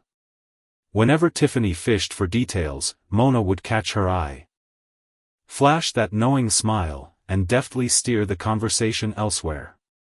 At the venue's grand entrance, Tiffany felt a swell of pride in her reflection. The crowd was a sea of glamour, gowns shimmering under the chandeliers, hair swept into intricate styles, makeup accentuating every feature. Caitlin turned heads in her floor-length dress, her braid cascading down her back, a subtle glow from just enough makeup to make her look timeless. Watching her, Tiffany's breath caught. Her little girl wasn't so little anymore. Those nights of waiting up, worrying as the clock ticked past midnight, loomed closer than ever. Caitlin had been beaming all day. A secretive grin playing on her lips, and it drove Tiffany half mad trying to guess why. Still, she was glad she'd put in the effort to match the elegance around her. Mona's smile mirrored Caitlin's. Bright and conspiratorial, and as they embraced, their quiet giggles and hushed whispers left Tiffany with a nagging sense that something bigger was afoot. She couldn't pin it down. And that only sharpened her curiosity. They settled at their table, greeted by Lou's warm handshake and a gentle pat on Caitlin's cheek as he helped them into their seats. The room hummed with conversation, a lively buzz that made chatting effortless. Tiffany narrowed her eyes, taking in the trio's barely contained glee. "All right, spill it," she demanded. Her tone playful but firm. "Why are you three grinning like you've won the lottery?" Mona feigned shock, pressing a hand to her chest. "Is it that obvious?" "Well, we dragged you here for a reason, to meet someone. Don't panic, Tiff. I think you'll like him. I hope you will. Caitlin's already a fan, aren't you?" Caitlin's eyes sparkled, but she stayed silent. "No, we're not telling you who," Mona teased, waving off Tiffany's protests. "Just sit back, enjoy the food, maybe actually listen to the speeches for once. There'll be some surprises before the orchestra kicks in, local celebs milling around, a few signed Jaguar jerseys up for grabs, and a writer signing 200 copies of his book, all for charity. It's going to be a long night, so pace yourself." Tiffany sighed, bracing for the marathon ahead. Caitlin was practically bouncing at the thought of meeting this writer. And Tiffany knew she'd have to play the part, smile for the firm, shake hands with old friends. Mort Bailey, now in his 80s, shuffled in with his granddaughter, still spry despite his years. Tiffany flashed back to chasing that same girl around as kids. Matt Henry was there too, arm in arm with his wife, her hair finally silver like his. A pang hit Tiffany as she thought of her mother, how she'd have adored this night, but she was in Miami, battling through therapy after a rough stretch. It was expensive. But Mort and the firm's partners were chipping in, honoring her decades of loyalty. Everyone kept smiling at Tiffany, like they were all in on some cosmic punchline she hadn't heard. It grated on her nerves. The speeches, mercifully brief with no election drama to drag them out, wrapped up with the host announcing the night's haul, 90% straight to charity. Thanks to folks like Mona, who waved graciously as the spotlight swung her way. Then came the bombshell. "We've got a silent auction tonight," the host boomed. "Local art, musician CDs, memorabilia, and a special treat, B. Davis, making his first public appearance right here in Jacksonville, signing 300 copies of Running Shoes Under the Bed. That's 100 more than planned, thanks to demand. They're $300 a pop, but it's for charity, and he'll personalize each one." The crowd erupted, the applause rolling like thunder. Catching Tiffany off guard. Maybe she should read that book. A man strode onto the stage, sharp suit, polished shoes glinting, hair tamed just so. As he stepped into the light, her knees buckled. Caitlin and Mona grabbed her arms, steadying her. There, grinning down at the room, was Bruce. "Well, the cat's out of the bag," he said, his voice steady but warm. "B. Davis is Bruce Davis. Your very own local boy. A lot of you know I wrestled with writing for years, doubts piling up, pages going nowhere. But I had friends who believed in me, gave me tough love and sage advice. Some pushed me forward, others made me prove myself. They're why I'm here today, and I owe them everything. So tonight, I'm thanking them, publicly, for their faith, and even their skepticism. Which lit a fire under me. I'll be at the table soon, signing books. It's for a great cause, so dig deep if you can. Thank you all for showing up." He stepped back, disappearing into the shadows before rejoining them. A line was already snaking around the room. Tiffany's head spun, the night blurring into a surreal haze. Caitlin's grin stretched ear to ear. And it hit her, Mona and her daughter had known all along. She whirled on Mona, voice trembling. How long have you known? With a soft, radiant smile tugging at the corners of her lips. Tiffany let her hand drift gently to her stomach, resting it there as though cradling a fragile hope. From the very first day she'd stepped into his world. She'd poured herself into her role as his publicist, a job that felt like climbing a mountain with no peak in sight. Bruce had never craved the glare of the spotlight, it wasn't just a preference. It was a shield. She could still hear the tremor in his voice when he'd confessed how terrified he was of her judgment. If you ever found out what I was chasing, he'd said. His eyes clouded with dread, and you tore it apart, it'd break me, Tiff. Even now, after all these years of distance and silence. His heart still carried her name, an ache that pulsed beneath his every triumph. That realization landed like a stone in her chest, heavy and cold. He'd climbed to the top of his dream. A towering peak she'd once dared him to conquer, and here she was, stranded on the outside, peering through a window she'd helped build but never stepped through. The unfairness of it gnawed at her. A bitter taste that lingered as she unburdened her tangled emotions to Mona. Her friend's dark eyes flashed with a fierce intensity as she leaned forward, her voice crackling with conviction. You want to talk about what's fair, Tiff? Look at how he got there. He leaned on the strength you gave him, found a way to carve his own path, outside the rules, away from the spotlight he hated. If you'd trusted in his vision, stuck by him when he needed you most, you'd be standing beside him right now, basking in that victory together. He could have been the man you always dreamed he'd become. Back before everything fell apart. Instead, you're stuck here, watching his life unfold from a distance, like a stranger. Mona's words sliced deep, each one a mirror reflecting Tiffany's regrets. With a trembling hand, she reached for a copy of Bruce's book, its sleek cover cool against her fingertips, and set it down on the table with a deliberate thud. Mona's tone softened but carried an urgent edge. You've got to get up, Tiff. Go stand in that line. Tell him you're proud of him, it might mean more than you know. Tiffany's breath hitched. Her cheeks flushing with embarrassment. I'd feel ridiculous, Mona. What would I even say? Her voice wavered, fragile and uncertain. Just keep it simple, Mona urged, her smile warm yet insistent. Try, congrats on making it, Bruce, or I'm so happy you chased your dream. Anything that shows him he still matters to you. That's enough. Come on, I'll go with you, Caitlin too. Her teenage daughter, Caitlin, stepped forward, her youthful determination shining through as she took her mother's arm. Tiffany let herself be guided, her steps halting and unsteady. Her nerves buzzing like static beneath her skin.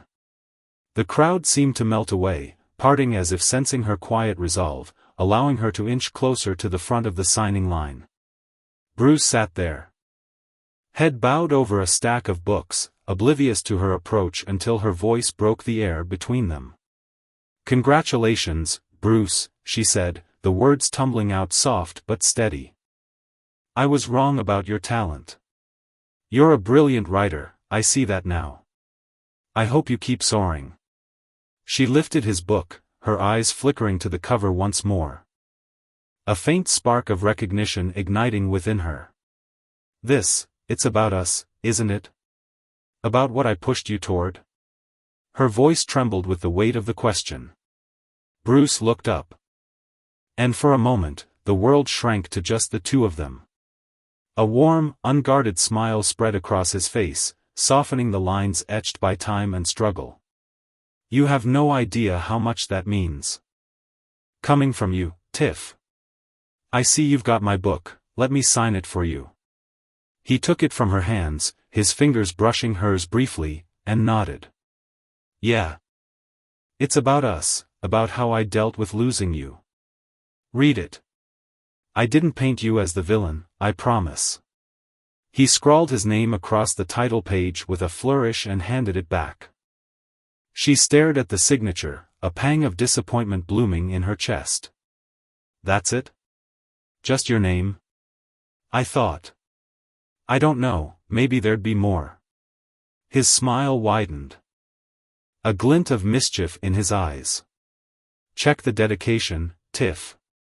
She flipped to the front, her breath catching as she read the words printed there in stark black ink, *, this is for Tiffany, with love. Without her, none of this would have been possible, *, the dam broke then, tears spilling down her cheeks as the enormity of it sank in. Caitlin and Mona's sister, Lou, a quiet, steady presence with a knack for knowing when to step in, gently guided her back to her seat. Tiffany sank into the chair, sobbing unabashedly, heedless of the curious stares from the crowd. I've ruined everything, Mona, she choked out between gasps. My life, his life, I was so wrapped up in myself, and now I see it all so clearly. I just hope he finds someone who deserves him. Someone who can give him what I stole away for so long. Mona slid closer, her hand resting lightly on Tiffany's shoulder, her voice a soothing balm. Don't beat yourself up too much, Tiff. He doesn't want someone else, it's you he's always needed, and deep down, you know it. But you've got to change. You've got to let him back in. Look at me, I messed up plenty in my own marriage. I carried that regret like a stone in my gut for years, but we fought our way back to each other. If we could do it, anyone can, if they're willing to try. Are you ready to try?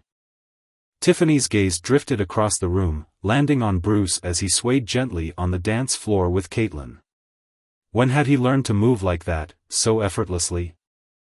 She lost him in the swirl of bodies, but a flicker of determination ignited within her. She rose to her feet, resolve steadying her shaking limbs. Just then, Caitlin rushed up. Her face flushed with urgency. He's leaving, Mom. You really got to him, he's upset, and now he's gone. Tiffany's eyes locked onto her daughter, who at 15 suddenly seemed so much older. Her features sharpened by the weight of the moment. Without a second thought, Tiffany bolted across the hall, her heart hammering against her ribs, but the space where Bruce had been was empty. Mona caught up, her voice gentle but firm. He's off on his book tour now, talk shows, writers' workshops. He's got a full schedule ahead. The drive home was a blur of tears. Mona's steady hands on the wheel while Caitlin and her younger sister, Kristen, a soft-spoken girl with a quiet strength, tucked Tiffany into bed. The girls climbed in beside her. Their warm bodies pressed close, a silent anchor that lulled her into a fitful sleep. Meanwhile, Bruce was growing weary of the title, literary star of the moment. It clung to him like damp cloth. An ill-fitting label he shrugged off at every opportunity. At each workshop, he stepped onto the stage, a small college auditorium packed with eager writers, their notebooks open. Pens poised, and delivered his truth with a quiet intensity. I'm no star, he'd say, his voice steady but humble. I'm just a guy who stumbled along as a beginner for years until life threw something brutal my way. It took time, years of clawing through the dark, but it woke me up. My advice? When you're stuck, listen, to yourself, to the people around you. Everyone's got a story itching to be told. If you're hurting, don't bury it. Claim it. Let it fuel your words. Other writers joined him on stage, each adding their own threads to the tapestry of the discussion. The room buzzed with energy, the audience hanging on every syllable, the local access channel capturing it all for posterity. Then came the questions, the floor opening up like a blooming flower. A woman emerged from the crowd, her steps deliberate despite the effort it took, a large handbag slung over her shoulder. She climbed onto the stage, and Bruce's heart stuttered as she introduced herself. I'm his wife, she said, her voice ringing clear, and it's his birthday. I wanted to surprise him. That much was true, he'd never expected to see Tiffany here, 500 miles from home, standing before him in a dress that shimmered like starlight, her beauty as breathtaking as the day they'd met. His eyes widened, a mix of shock and longing flooding through him. Tiffany, what are you doing here? Did you come all this way to steal this from me? Can't you just let me have this? Her gaze softened, sorrow pooling in her eyes. I'll go soon, Bruce, I promise. But first, I need to say something, and I brought a few things to help me make my point. I hope you'll hear me out. She reached into her bag, pulling out a pristine pair of pink sneakers and setting them gently on the floor. Next came a stack of papers and a small box, placed carefully on the table. Then, with a steady hand, she produced a bottle of charcoal fluid, uncapping it and pouring it over the shoes. The sharp scent filled the air as she spoke, her voice trembling but resolute. I've messed up so much over the years, Bruce. But I've been working on myself, stepping away from the past, and it's brought me here. I love you, I've only ever loved you. Maybe that doesn't mean much to you anymore, but I'm standing here, ready to be yours if you'll have me. My heart, my life, everything I've got, it's yours. These papers? They're my assets. Bank accounts, all set for you to sign so we can share them. There's a document too, promising I'll never touch a dime of what you've earned from your writing. I sold the house, it held too many ghosts for us both. The girls and I will follow you anywhere, make a home filled with love. Right here, in front of everyone, I'm asking you to marry me again. Give me a chance to be the partner I should have been. The room gasped as she pulled out a lighter, setting it beside the soaked shoes. This lighter, it's a symbol. It means we belong to each other. If you ever stray, I hope you'll think of it. If I slip back into my old ways, I'll need you to pull me forward. It's just a gesture, but I hope you see what it means. Kneeling. She opened the small box, revealing 2 matching rings, their stones catching the stage lights in a quiet, radiant glow. Bruce Davis, will you be my partner, my equal? The truest love I've ever known? Can you find it in your heart to take me back? Then, with a flick of her thumb, she ignited the shoes. Small flames leaped up, licking at the air, and she whispered. No more running shoes. Do you accept? Tears streamed down her face, her eyes shimmering with hope and terror as she knelt there, vulnerable and radiant. To Bruce, she'd never been more beautiful. The sight stole his breath, and for a heartbeat, he couldn't speak, watching her tears fall faster. Then he sank to his knees beside her, clasping her trembling hands in his. Yes, Tiff, I accept. But there's one thing, this doesn't belong here.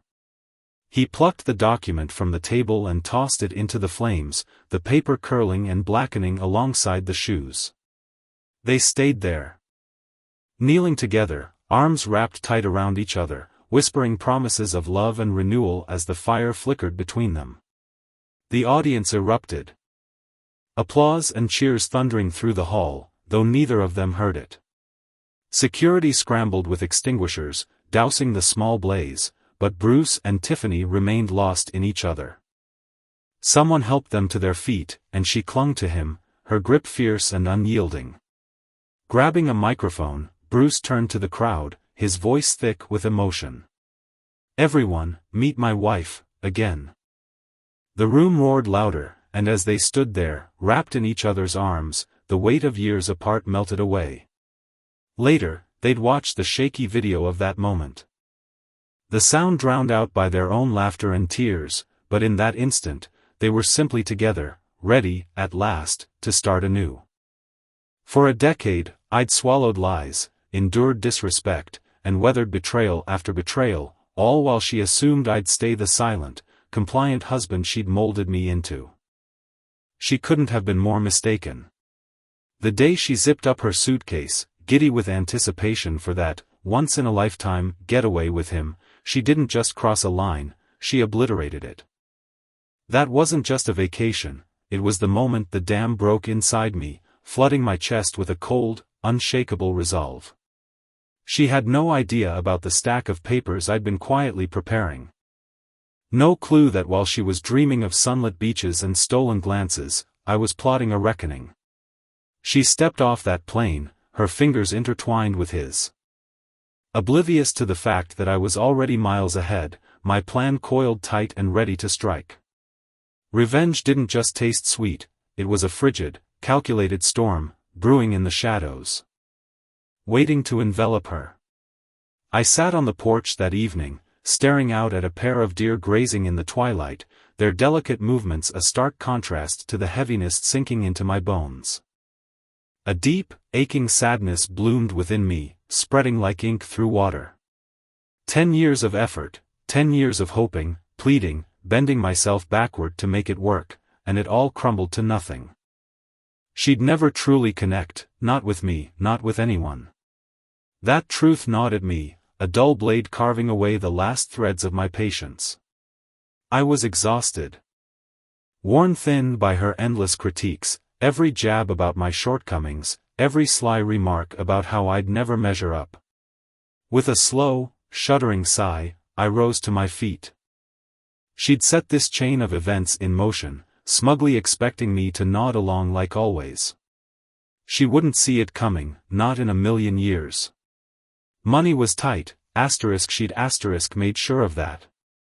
Draining our accounts with the precision of a surgeon, but I still had my 401k, a modest lifeline I clung to. The next morning, I'd crack it open, praying it held enough to hire a decent lawyer. That night, the phone rang, a call from California lighting up the screen. I spoke briefly with the girls, their sweet voices a fleeting comfort, before she came on the line. I hung up the instant I heard her, my jaw tight, my willpower straining like a taut wire to keep from picking up when she called again. Her words from weeks ago echoed in my mind, her giddy chatter about that trip, the one she'd planned without a shred of regard for me. I let them fuel me as I headed to work the next day, reaching out to corporate to start the withdrawal process. Good news came fast, $3,000 would be mine in days. The bad news? It was a drop in the bucket against the legal war I knew she'd wage with her company's high-powered attorneys. She'd fight dirty, I could already picture her smirking across a courtroom. I'd just have to grit my teeth and face it. The following evening, her mother's voice exploded through the phone the second I answered, a torrent of accusations and venom. I stayed mute, letting her rant until the line went dead. She called back 3 times, each attempt more unhinged than the last, her voice rising to a shrill crescendo. I started recording every call after that. A small shield against whatever she might twist later. Half an hour passed before she called again, her tone dripping with indignation. "You're so selfish," she hissed. "Because of you. She can't even enjoy her trip, she's too worried. Get over yourself before she finds someone better." I pictured her lover, that smug lawyer, and let out a dry laugh. "You mean him? Tell her to go for it. I'm done caring." Her sharp intake of breath told me I'd hit a nerve, and I hung up before she could sputter a reply, savoring the silence that followed. 2 days dragged by. Tension coiling tighter in my gut, until Tiffany's name flashed on my screen again. She wouldn't let me speak to the kids, her voice clipped and cold.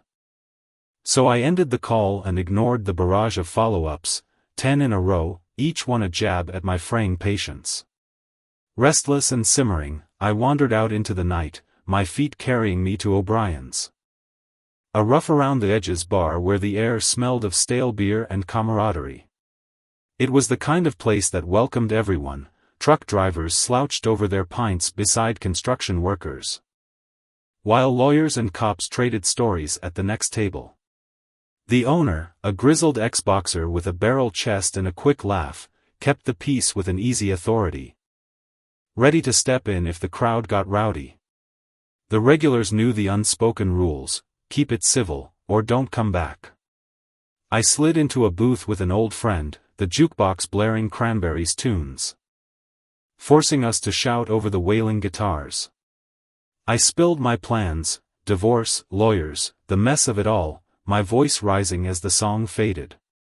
I don't have much cash, and she's got Martin, Devin, Bailey, and Bartley, her work buddies. They'll back her for free, I bet. I'm screwed, but I'm not quitting. Behind us, a trio of businessmen in sharp suits sipped their drinks, their polished demeanor clashing with the bar's grit. Then came a tap on my shoulder, light but deliberate. "Excuse me," a smooth voice said, I couldn't help overhearing. "Can we talk for a minute? It might benefit us both." I sighed, half expecting a sales pitch. "What, are you a divorce lawyer?" He grinned, sliding a card across the table. My breath caught, *Lou Walters star. The name hit me like a freight train. I'd seen it in headlines: the go-to guy for the elite, a legal wizard who could unravel prenups for one client and lock them airtight for another. Always finding a way to balance the scales. People settled when they saw him coming. I handed the card back, skeptical. "Thanks, Mr. Walters, but I can't afford you." His smile widened. "My rates flex for the right case. Hear me out, if you walk away after, no hard feelings." With nothing to lose, I followed him to a quieter table. "Before we dive in," he said, leaning back, "let me tell you a story." Picture a young lawyer, fresh out of school, hungry to prove himself. Early on, he tangled with a ruthless firm, big players who crushed him, even when he was in the right, using every dirty trick in the book. A year later, they did it again. It took him years to claw his way back, and that firm kept kicking him down every chance they got. He's been itching to even the score ever since. Now, you've handed him an opportunity. Money's secondary, justice is personal. I'll charge if I can, but if not, I'll do it for free. You in? We talked for half an hour, his intensity pulling me in, until a slightly unsteady man shuffled over. "Lou, sorry to cut in, but I've had a few too many, need you to drive." He flashed a grin my way. "Bill Maitland. Nice to meet someone who's got Lou fired up." Lou paid the tab, then turned to me, a question in his eyes. "You've got my card. Call me tomorrow if you're serious." I stared at it after he left, curiosity flickering like a live wire. The next day, Tiffany called, her tone softer, dangling the kids as bait. "You can talk to them if we chat first." I overheard too much, giggles about Uncle Stephen, before she came back on. "Bruce, you're overreacting. I'm sorry if I upset you. Separate vacations can strengthen a marriage, give us space to miss each other." I swallowed the bitterness rising in my throat. "Sure, Tiffany, if it's planned together. But a month away with him. No heads up?" It's opened my eyes. "You'll never see me as your equal, not if you think I'll just take this. We might be done. Brace yourself." Her voice wavered. "You're scaring me, Bruce. How do I prove I'm loyal, that I love you? Come home." Silence stretched between us. "I can't," she finally said. "The kids are having fun." I sighed, resigned. "So you'll fix this as long as it doesn't derail your trip. How'd I miss your flaws all this time? I thought love would change you. Guess not. Enjoy yourself. Have the kids call me, and tell your mom to back off. Her hold over you worries me." I hung up, the phone buzzing angrily in the quiet that followed. The next day, I met Lou, then again on Monday. He cut straight to it. "You know what Tiffany's worth?" I shrugged. "Not exactly, but probably a lot." He smirked. 4.4 million in cash and assets. And she expects you to pay the mortgage and bills? I nodded, laying out her skewed logic. His jaw dropped. My ex cheated, but she never disrespected me like that. I'd have walked sooner. I shrugged again. I loved her. Thought she'd change. He leaned in. You want me to push this? How hard? I hesitated. Just get it done. I want reasonable time with the kids, that's it. His eyes narrowed. If that's all you've got, walk away now. Her lawyers will eat you alive. She's hurt you, drag the kids off for a month with people who don't give a damn about your marriage, and you're just rolling over. Stand up. Show her you're done. Hit her where it stings. I frowned. How? He grinned. File now, while she's away. It'll jolt her. We'll see what she does. If she shrugs it off, we go harder. I'll dig into what she's really up to out there. I balked. I can't pay for that. He waved it off. I'll handle it. Bruce sat in the stillness of his temporary apartment, the faint hum of the city outside barely penetrating the thick walls. His fingers traced the edge of a chipped coffee mug as he mulled over the unraveling threads of his life. Lou, his friend and confidant, had laid it out plainly earlier that day. Take care of this divorce, Bruce, and if it comes to cutting ties completely, you'll land on your feet. There's no prenup tying you down, so half of her wealth could be yours. Plus, with her income dwarfing yours, you might even get some support payments. You could end up with a cozy little spot here, a real fresh start.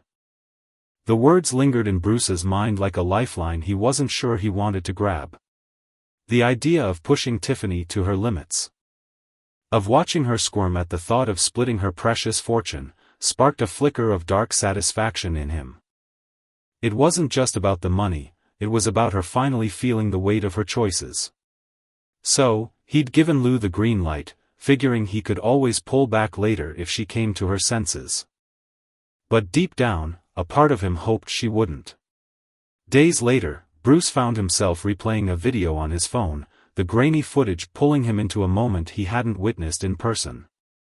The hotel lobby was bustling with holiday travelers, families lugging suitcases, kids darting around in excitement, the air thick with the clamor of vacation chatter. A man stood near the entrance. Unassuming in a plain jacket, clutching a sign with Tiffany's name scrawled across it in bold marker. Bruce's chest tightened as he watched her descend the grand staircase. Her kids trailing behind her, their small hands tugging at her sundress. Her mother followed close, her sharp eyes scanning the crowd, and a few other vacationers milled about, oblivious to the storm brewing. When Tiffany spotted the man, her face lit up with a warm, unsuspecting smile. She always had that charm, the kind that made people feel seen. I'm Tiffany Davis, she said, her voice bright as she approached him. The man glanced at a photo on his phone, confirming her identity with a quick nod. Ma'am, I've got some documents for you. You'll need to sign for them. Could I see some ID? He asked, his tone polite but clipped, like someone eager to finish a task. Tiffany rummaged through her oversized purse, her brow furrowing slightly as she fished out her driver's license. The man snapped a photo of it with his phone, then handed her a thick envelope, its edges crisp and official-looking. Mrs. Davis, you've been served. Have a nice day, he said, turning to leave. But he paused, as if remembering something, and added, oh. And I was paid a little extra to pass on a message. Bruce says, lesson learned. The words hit Tiffany like a sudden gust of wind, her smile faltering as confusion crept into her eyes. She tore open the envelope, letting the papers spill onto the polished marble floor, their rustling sound lost in the lobby's din. Stephen Middleton, a family friend who'd tagged along on the trip, bent down to scoop up a few sheets. His lips curled into a sly smirk as he skimmed the text. Divorce papers, no doubt. Tiffany's mother hovered behind her, a faint smile tugging at her lips. As if she'd been waiting for this moment to prove some unspoken point. Tiffany yanked her phone from her purse and dialed Bruce's number, her fingers trembling slightly. "Thanks a lot, Bruce," she snapped when he picked up. "Now she can find a real man. Don't call me again." Bruce watched the video again, replaying the shock that flashed across her face. She'd tried calling him back a handful of times that day, each unanswered ring a small victory in his mind. Her mother had reached for the phone at one point, trying to wrest it from Tiffany's grip. But she'd clung to it like it was her last tether to control. When Bruce finally answered one of her calls, her voice was laced with a mix of desperation and defiance. "Bruce, why are you doing this? You know I care about you," she pleaded, the words tumbling out in a rush. He couldn't help it, he laughed, a sharp, bitter sound that caught her off guard. "Oh, you've given me so much, haven't you? Tiff? Your love, your respect, your dedication to being my equal. I believe you care, sure, but only when it suits you, only when I'm tucked neatly behind the kids, your mother, your career. And that precious bank account of yours. I was never your priority. Maybe I was once, years ago, but not anymore. If you really care, come home. Let's fix this marriage." Her tone shifted instantly, hardening like ice. "You've always wanted to control me, haven't you? Is this your way of forcing my attention? I'll come back when the vacation's over, not a second sooner. And you'd better apologize. Because I'm not letting you back into my life until you admit I was right." Bruce smirked, unfazed. "Okay, Tiff. I'll prepare my speech then. Can I talk to the kids?" She hesitated, then hung up, leaving the line dead. For the next hour, she tried calling him again and again, but eventually, the attempt stopped.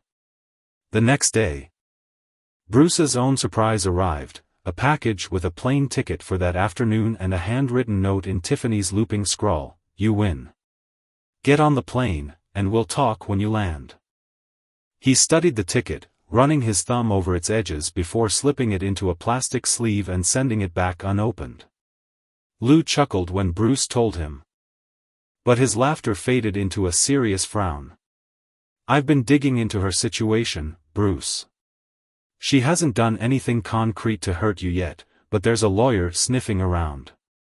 Her mother's been pushing it, those two have been spotted whispering in corners, and it's not looking good. Getting served through her off balance. She's scrambling. Unsure how to handle this new side of you." Bruce handed over his phone, letting Lou transfer the flood of messages Tiffany had sent. Lou scrolled through them, his expression softening into a sad smile. "She does care about you, man. But her mother's had her ear for so long, twisting her into someone who wasn't ready for a real partnership. That's why she's floundering now. Her mom drilled it into her that betrayal's inevitable, and here it is, playing out just like she was taught. They're back in 10 days, things might get messy. Stay cool, especially for the kids." Bruce sighed, the weight of it all sinking into his bones. His marriage had been crumbling for months.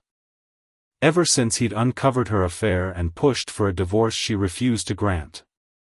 Nearly a year of limbo had worn him thin. And whispers about their struggles to have kids, struggles that predated the infidelity, only deepened the rift. Tiffany called a few more times over the next week. And Bruce got to speak with their daughters. Their voices bubbled with curiosity. "Daddy, why didn't you come with us on the plane?" his youngest asked, her tone tinged with disappointment. When he finally got Tiffany on the line, he kept his voice steady, measured. "You see it, don't you, Tiff? I wasn't invited until I filed the papers. It felt like a polite afterthought. Not a real offer. You think a last-minute ticket fixes everything? A family trip could have worked if you'd come home instead of digging in your heels. Compromise was never on your radar." Her frustration crackled through the phone. "This is the last time I want to hear about your grand plans, Bruce." "Yes, I meant to teach you a lesson, guess it backfired. I'm not ending this vacation early. Think about how you can meet my expectations. We've got a lot to discuss when I'm back. I want you rested, because maybe then we can see things clearer. Maybe we can reconnect." Bruce's jaw tightened. "You think your way will erase the months we've spent apart while you lounged on a beach? Enjoy every second with the kids, Tiff. Because my time with them is shrinking." He ended the call abruptly, a skill he'd honed over their rocky years. 8 days later, Bruce stood at the airport, watching their plane taxi to the gate. The crowd spilled out, tanned and weary, swapping stories of sun-soaked days. He'd vowed to keep his composure, his only goal to see his daughters' faces light up when they spotted him. But then he saw them, Tiffany, radiant in a flowing dress, and Stephen Middleton holding his youngest daughter's hand as they walked together, a picture-perfect family. The sight sliced through him, sharper than any knife. A few onlookers recognized Bruce and hesitated, sensing the brewing tension. Stephen noticed him first, his eyes widening as he dropped the girl's hand like it burned. He muttered something to Tiffany, who turned with a beaming smile that withered the instant she saw Bruce's stony expression. The girls broke free, racing toward him with squeals of joy, their little arms wrapping around his legs. "Daddy! We had so much fun," they chorused, their stories tumbling over each other. Bruce soaked in their warmth, their innocence a balm against the ache in his chest. When he looked up, Tiffany was closer, her eyes glistening with unshed tears. She stepped forward and pulled him into a hug, but he stiffened, stepping back to reclaim the space between them. "I'm so glad you came, Bruce. I've missed you more than you know," she said, her voice trembling with emotion. "I'll show you how much tonight. This whole weekend. Are you driving us home? Let me grab our bags and say goodbye to everyone." Bruce shook his head, his tone flat. "Take your time, Tiff. I'm not driving you home. I don't live there anymore, it'd only complicate things. I just came for the girls." Her tears spilled over, and she stammered, "No, He cut her off, his voice firm. "Tiffany. It's not about what you want for once. I'll be back tomorrow to pick up the girls unless you say otherwise, which wouldn't be smart." Her mother approached, her lips pursed with judgment. But Bruce shot her a warning look. "Unless you want this to get loud and public, I'd keep quiet. One word from you, and I won't hold back." Tiffany stepped between them, her voice low but urgent. "Mom, this is between me and Bruce. Please, don't." To her credit, her mother stayed silent, though her eyes simmered with resentment. Bruce couldn't resist a playful wave as Tiffany turned away, drawing giggles from the girls despite the tension. Tiffany's irritation flared, but she held it together, her composure fraying at the edges. The next morning, Bruce returned at 8 sharp. The girls bounded out, their excitement infectious as they piled into his car. Tiffany lingered in the doorway, her expression a mix of sorrow and resignation as she watched them go. Bruce took the girls to the park, their laughter echoing through the trees as they chased each other across the grass. Later, they grabbed takeout and settled into his modest apartment, a temporary haven, but a home for now. Lou had sworn he'd find something permanent soon. After dinner, Bruce sat them down, his heart heavy as he explained the divorce. His oldest nodded, her understanding shaped by friends in similar situations, but his youngest dissolved into tears. He wiped her cheeks, pulling her close. "I love you both more than anything," he whispered. "I'll always be here, no matter what." Tiffany kept her distance that weekend, but on Monday night, she appeared at his workplace, stepping out of an unfamiliar car. She wore jeans and a simple top, an attempt at humility that didn't quite land. "Bruce, please come home," she said. Her voice breaking. "I see it now, I hurt you, and maybe it wasn't the right call. We can come back stronger. Come home to me and the girls. Let me fix this. I love you." Bruce met her gaze. His resolve unshaken. "I love you too, Tiff, but it's always about you first. You'll never fully give yourself to anyone, you're always 1 foot out the door when it gets hard. I waited years for you to be all in, but I don't think you ever will. And I blame your mother for that. Tell me, Tiff, your dad was a mess, wasn't he? And your mom," she cut him off. Her eyes flashing with defiance, but the conversation hung there, unfinished, a wound too deep to mend in a single night. The air hung heavy that night. Thick with unspoken resentments and the weight of years piling up between us. She stood there. Her reasons for feeling the way she did swirling beneath the surface like a storm she couldn't quite unleash. I could see it in the tightness of her jaw. The way her eyes flickered with something raw and unfiltered. She wasn't him, none of us were, but that didn't stop the ghosts of her past from haunting her every step. Men had always been her struggle. A tangled mess of disappointment and defiance, yet she moved through crowds with an effortless charm, drawing people in like moths to a flame. She never seemed to falter when it came to meeting new faces, her smile a mask she'd perfected over time. But guilt? Did it ever creep into her heart when she lay awake at night, replaying the choices that had carved this jagged path? I doubted it. She was a labyrinth of a woman, her depths twisting and turning in ways I could never fully map out. And me? I was just a fool caught in her orbit, teetering on the edge of trouble if I didn't untangle myself soon. Her silence about her mother gnawed at me. A deliberate omission that spoke louder than words. I pressed her once, my voice low and searching, but she sidestepped it with that cool defiance she wore like armor. Instead, her anger flared elsewhere, bright and searing, and I could feel it singe the air between us. "It's about my money, isn't it?" I muttered. The words slipping out with a sigh that carried the exhaustion of a man who'd been fighting a losing battle for too long. She didn't flinch, didn't deny it. "It's your money," I said. My voice cracking under the strain of truth. "It was never ours." That stung more than I'd expected, the realization sinking deep into my bones.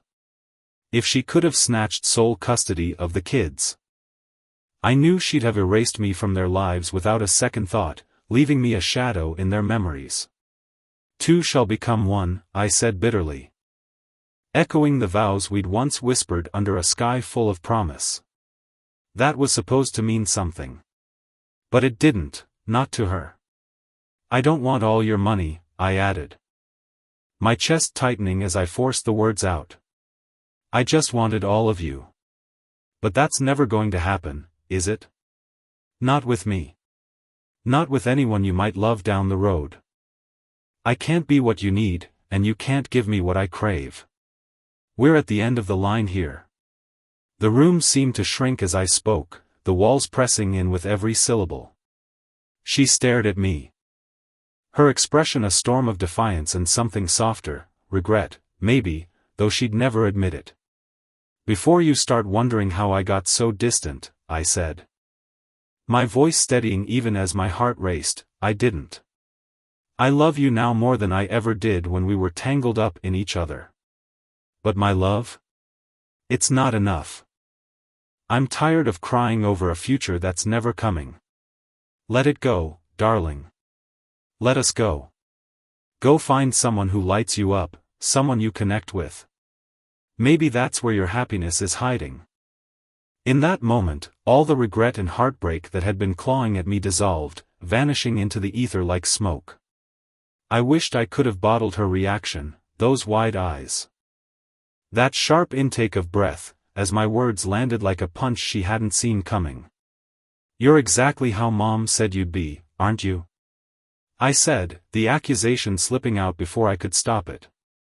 "I cared for you, raised our kids with you, and it still boils down to control and cash. Well, I'm not playing that game. And just so you know, I never had anything with Steven on that vacation. But he wasn't shy about how he felt. Maybe I'll call him up. It's been ages since I laughed with someone who actually gets me. It'd feel like a cold drink on a scorching day. Her face hardened. A fortress of resolve locking into place. You should know, she said, her voice low and edged with steel, I won't let a divorce happen. Not now, not ever. I've got one of the sharpest law firms in my corner, and you? You're outmatched. They'll chew you up, spit you out, and if you try crawling back, I might consider it. But it'll take time, months. Maybe years, before anything feels normal again. I might even fake a smile when we're together, dredging up old memories of when things were good, just to feel a flicker of something. What do you think of that? Her words dripped with venom, but her eyes betrayed her, glistening with tears even as she glared at me, arms crossed tight across her chest like a shield. I counted to 10 in my head, slow and deliberate, trying to cage the fury bubbling inside me. You just torched your last bridge, I said, my voice cold and final. Bring on your legal sharks. You've unleashed chaos, and I'm not backing down. I hope this night sticks with you for years. I turned on my heel. Climbed into my beat-up Volkswagen, the one she'd always hated, and peeled out of there, her shocked face shrinking in the rearview mirror until it was just a pale blur. The days that followed were a whirlwind of fallout. First came her mother, barging into my store on a bustling Friday night like a hurricane tearing through a quiet town.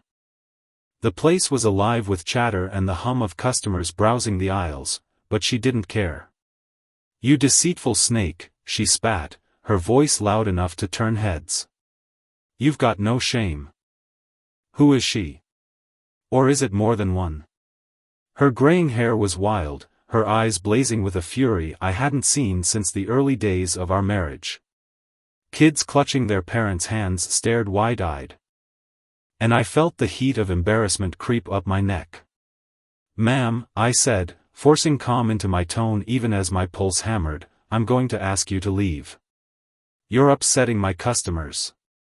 And there are children here. Watch your mouth.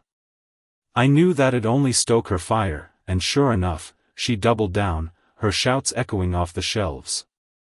Then her gaze locked onto a woman in her 30s, a startled bystander with a cart half full of groceries, and she lunged toward her.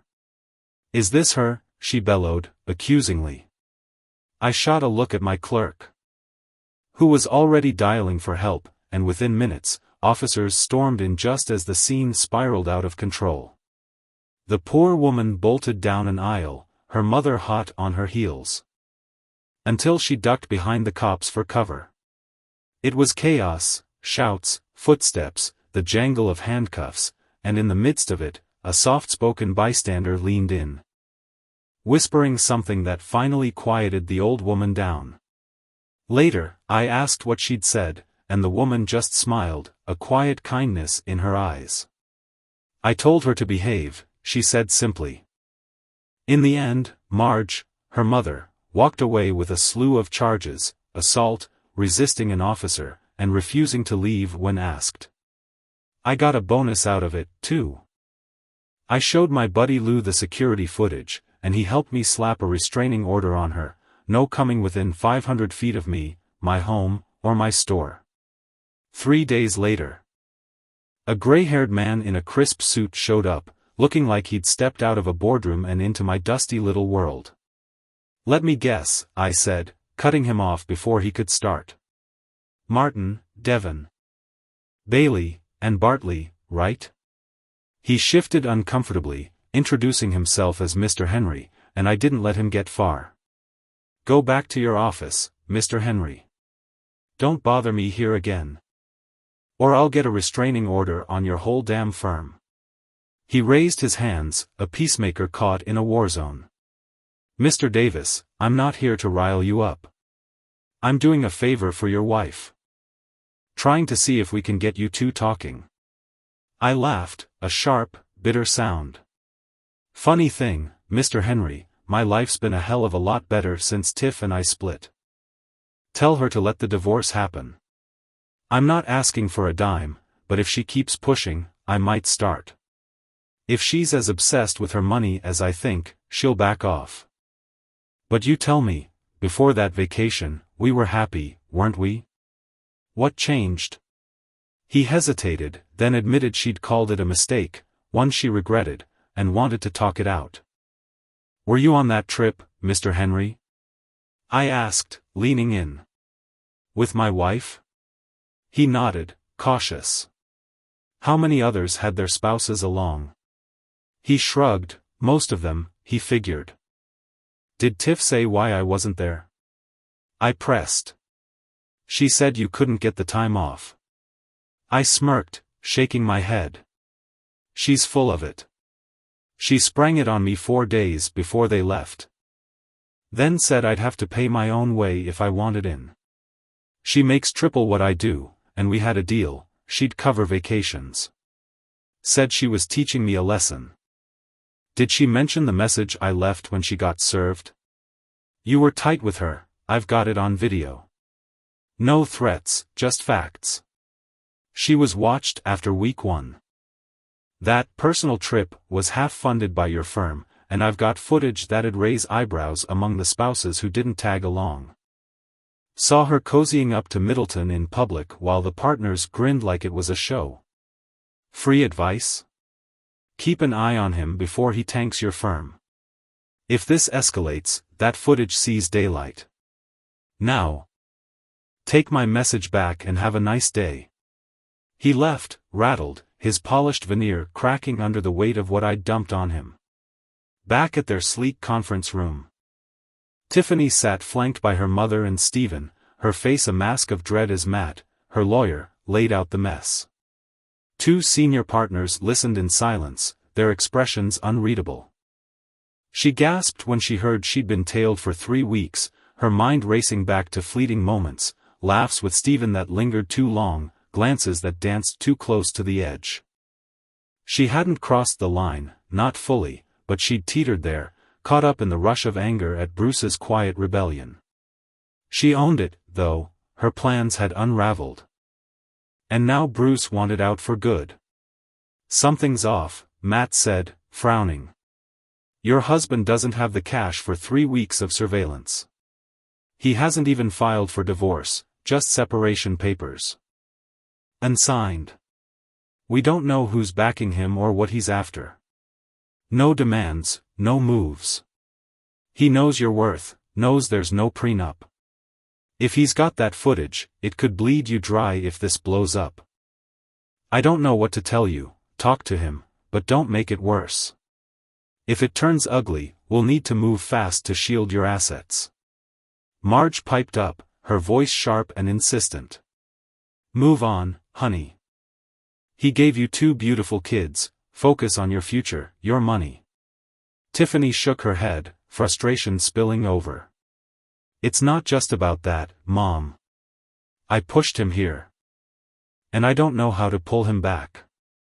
He warned me before I left, if I went, he'd be gone when I got back. I didn't believe he'd actually do it. The room fell silent. Heavy with the wreckage of missteps. Matt watched her, thinking how success had inflated her ego while Bruce's quiet nature had let things fester too long. He blamed Marge's meddling. 2. Her influence was a poison he'd dodged himself when she tried flirting with him years back. She'd been striking once, but time and bitterness had dulled her shine. A paralegal slipped in then. Handing papers to the senior partner with a hushed word. The man's face lit up. Well, now we know who's across the table, Lou Walters. We've crushed him before. This might be a cakewalk. Another partner, Wilson, nodded, already plotting moves in his head as the meeting churned on, the stakes climbing higher with every breath. Family Law leaned back in his chair.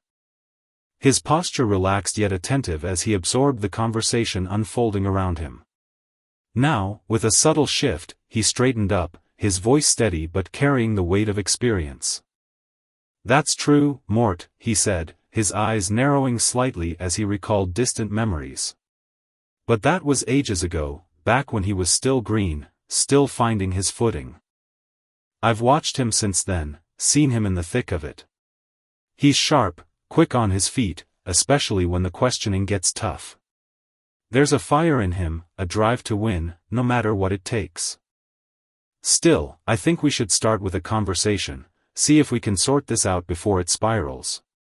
Matt, who had been hunched over a stack of legal documents, barely making a sound, lifted his head. His brow furrowed deeper with every page he turned, his fingers trembling slightly as the gravity of the situation sank in. The worry etched across his face wasn't just professional, it was personal.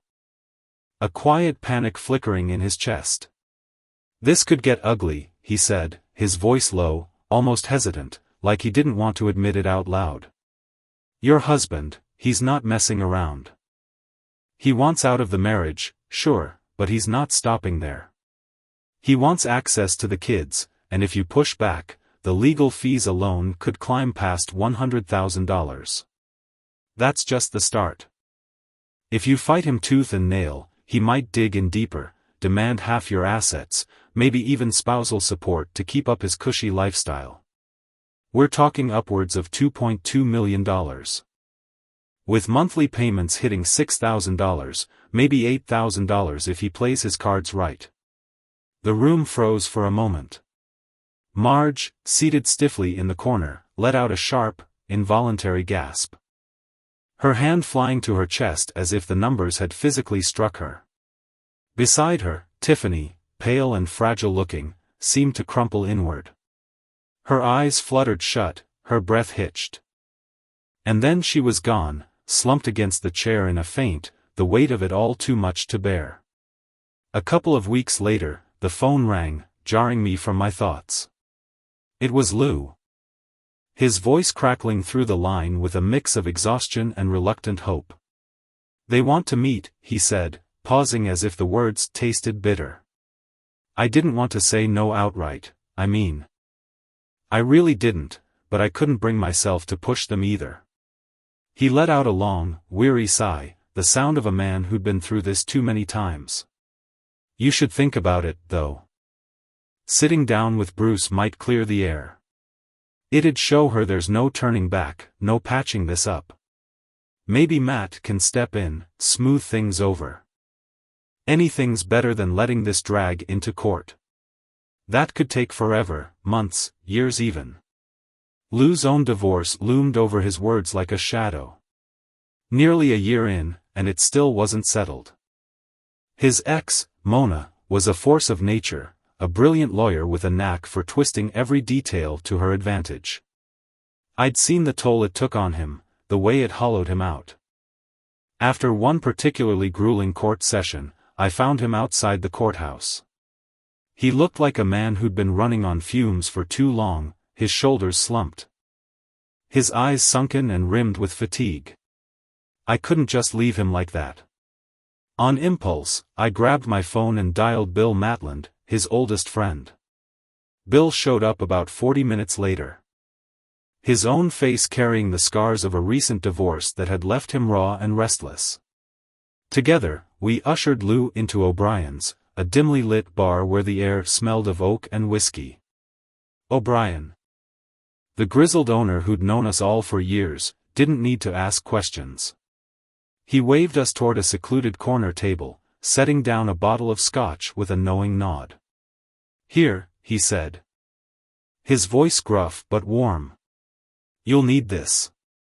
The amber liquid glinted in the low light, smooth as silk and strong enough to burn away the edges of the day.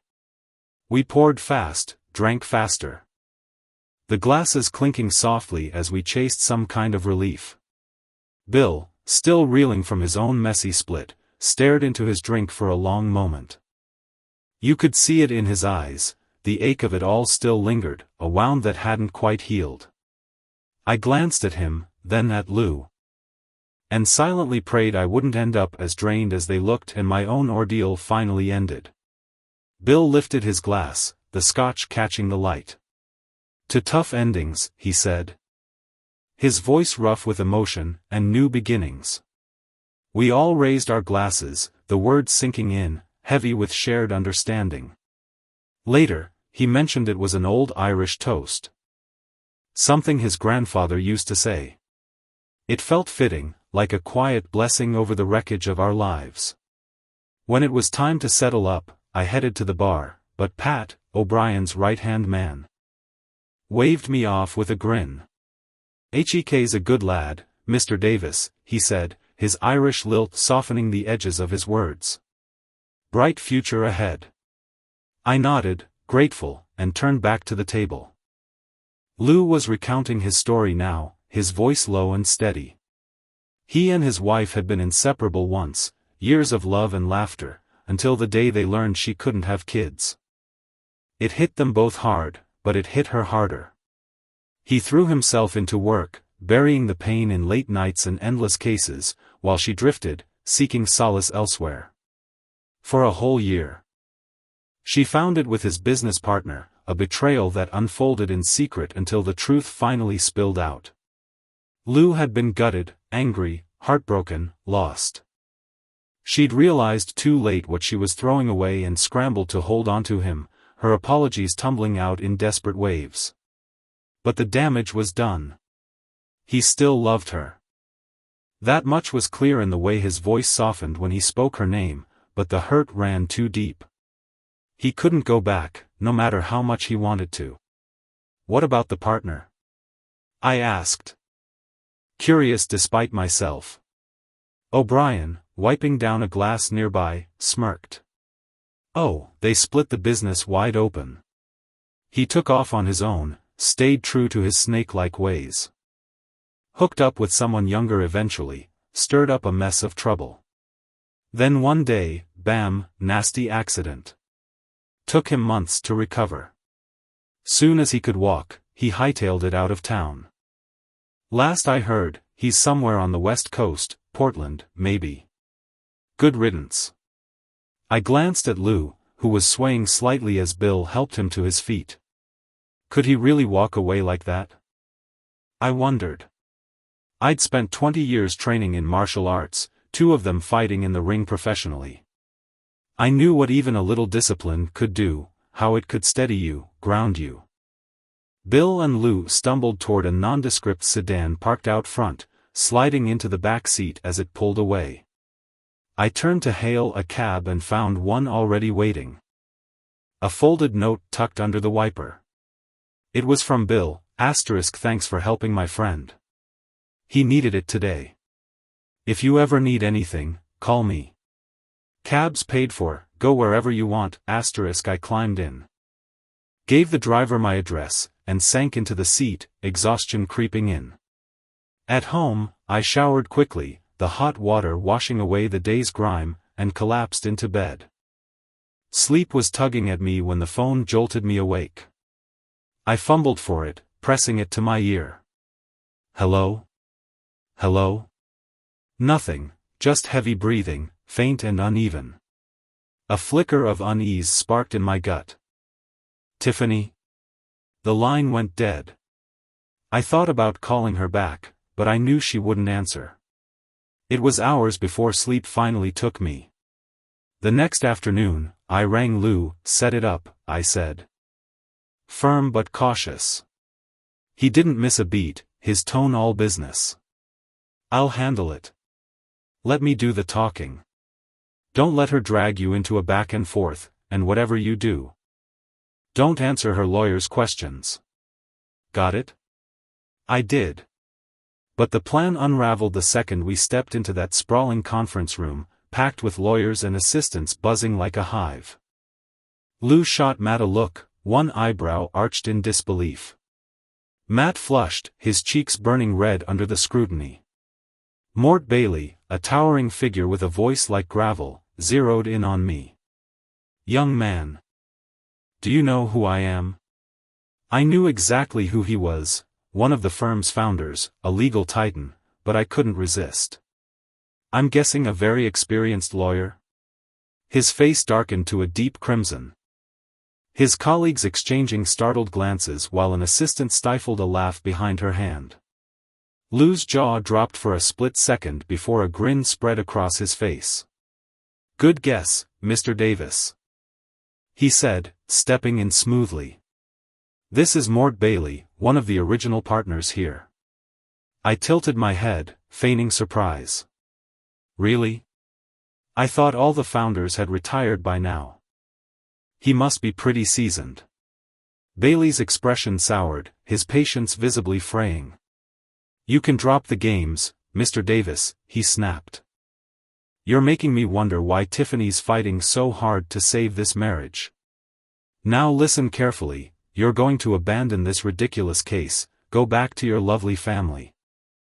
Attend counseling until you sort yourselves out, and when we cross paths again, I expect a heartfelt thank you. Our firm will even cover the counseling costs, call it goodwill." Lou's grin widened. Sharp and knowing. "Mort, this isn't some kid joyriding in your car. Your goodwill smells like self-preservation. If this hits court, we've got photos, crystal clear ones, from that so-called company vacation. You think your firm's shiny reputation holds up when those go public? Say no to our offer, please. I've been waiting 9 years for a shot like this, and you just handed it to me." I half expected Bailey to keel over right there, his face paling as the room tensed. I couldn't help it, I laughed, pushing to my feet. "Are all these people lawyers and paralegals? They're a good-looking bunch, well, except Marge. What is this, a casting call? This was supposed to be a simple sit-down, me, my wife. Our lawyers. Not a circus. Your grandstanding's falling flat, and why are those two here? That's a surprise I didn't need. Maybe they should take their show somewhere else. Given your role in their mess, I should probably call someone, but nah, Lou and I will just head out. I don't do drama. Here's my deal, 2 weeks, just Matt, Tiffany, Lou, and me. No one else. If I spot her mother anywhere near, it's 4 more weeks. I'd ask if you get it, but frankly, I don't care. Let's go, Lou." The silence was deafening as we walked out. We were halfway to the elevator when 2 associates and a paralegal scrambled after us, their voices shifting from demands to pleas. We didn't break stride. And they gave up as the elevator doors slid open. Inside, Lou erupted into laughter, clapping me on the shoulder. I was about to give them a light slap on the wrist, and you came in swinging. Nice. I just smiled, my mind drifting to Tiffany's faint, broken sobs echoing from weeks past. Time crept by, and we finally locked in the meeting, 4 p.m., neutral ground at the Westin Convention Center. No offices, no home turf, just a rented conference room with bare walls and a long table. Lou had laid down the law with the firm, one wrong move, and talks were off. He'd even hired private security. Burly guys in dark suits who scanned the perimeter like hawks. They were the ones who spotted Marge, and someone else, a hulking figure Lou called Big Dick, lurking too close. Lou's phone was out in a flash, his voice clipped and urgent. "My client and I are en route to a meeting at the Westin Convention Center. There's a woman with a restraining order against her who might approach him. Send an officer, now." We slowed our pace, even stopped once to chat idly, stalling just enough. "What's the play?" I asked. "Buying time," he said, eyes flicking to the street. "I want the cops nearby when she makes her move. Ready?" I nodded. We'd barely reached the entrance when Marge burst out. Wild-eyed and furious, her voice cutting through the afternoon air. "You can't hide from me. Leave Tiffany alone, you won't touch her money, I swear. Do you hear me?" Her rage was palpable. Her hands clenched into fists as she stormed toward me. I kept my cool, steady as a rock. "I'm sorry, Marge," I said evenly. "Maybe take a breather, calm down a bit." That only lit her fuse hotter. You think you can dodge this? Steven will make you pay, he'll take Tiffany from you. She lunged closer, shouting, and I stood my ground, letting the scene unfold. Passers-by stopped, heads turning at her outburst. Bold claim, I said, just as the police rolled up, sirens blaring softly. They moved in fast, calming her down and escorting her to their car after Lou flashed the restraining order. I scanned the crowd for Middleton, nothing.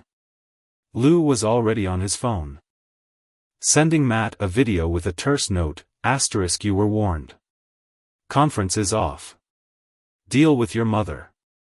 We'll call, eventually, *. Tiffany sat there, stunned, as Matt leaned in, his voice gentle but firm. Why'd you let her get in your face like that? Your mom's always struggled to keep her temper in check, she's been unloading it on Bruce for years. She won't stop until it blows up big.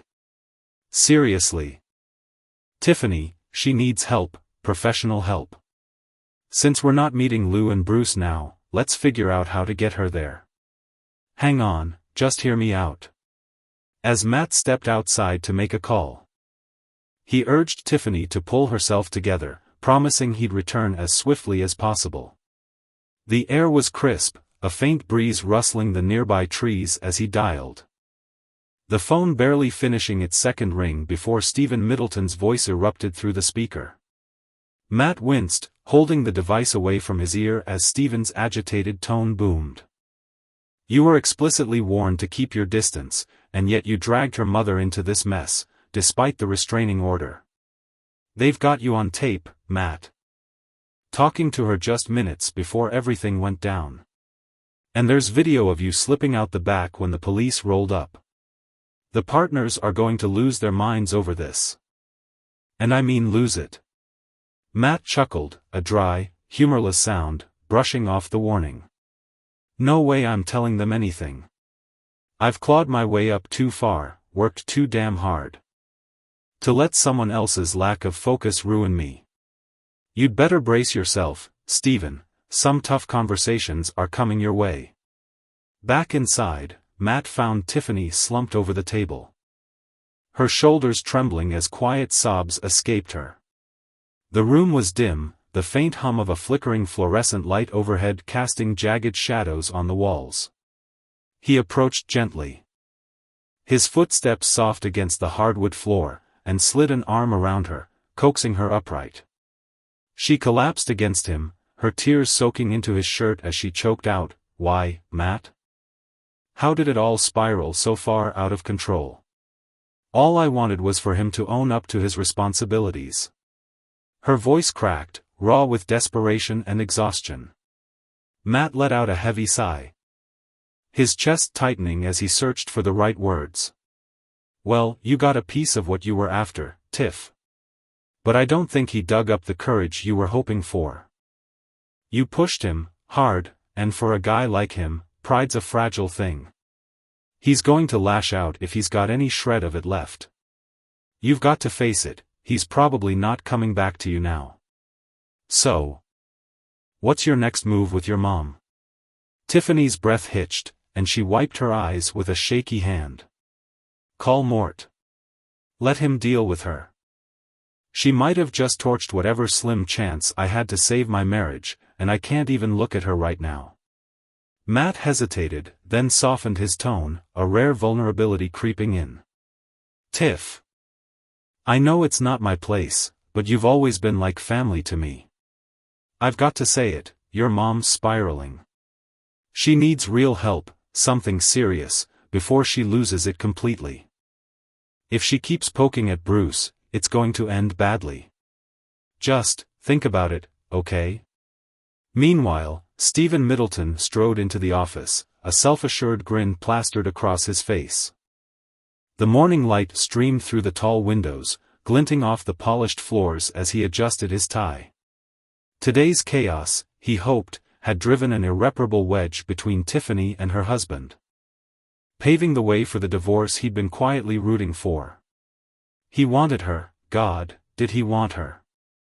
She was stunning, with a fire in her spirit that captivated him. Undimmed even by the weight of raising her kids. He'd already started worming his way into their lives, tossing a football with her oldest son, flashing charming smiles at her daughter. And the money? Even if her husband walked away with half, Tiffany's wealth wouldn't dry up. Her business was thriving, a steady stream of cash flowing in, her future glowing brighter by the day. The receptionist, a young woman with sharp eyes and a practiced smile, perked up as he approached. "Mr. Bailey's ready for you, Mr. Middleton. I'll let him know you're heading in." Her grin lingered as he sauntered off, his charisma leaving a faint warmth in the air. She'd always enjoyed their playful banter. The way he'd lean on her desk and tease her about her coffee obsession. But lately, his gaze seemed to drift past her, fixated on someone else. Reflecting on it, she felt a pang of relief. She'd dodged a bullet. The woman he was chasing now might not be so lucky. If Tiffany left her husband for him, heartbreak could be waiting down the line. And that mother of hers? Something about her seemed unhinged, like a storm brewing on the horizon. Maybe they were all tangled up in some twisted fate, she mused. Chewing her lip as Stephen disappeared around the corner. Stephen pushed open the door to the main office, his confident smile unwavering even as he faced Wilson, Wills, Bailey and Mort. Neither of whom returned his enthusiasm. The room was heavy with tension, the scent of old leather and coffee lingering in the air. Wills, a broad-shouldered man with a perpetual scowl, spoke first. His voice low and cutting. "You need to quit chasing married women, Stephen, especially ones with no ties to this firm. Her husband might not have much, but he's got friends, powerful ones. Who could make life messy for all of us." Mort, lean and sharp-eyed, leaned forward in his chair, adding, "Listen to him, Stephen. The divorce is basically a done deal, back off and stop stirring the pot.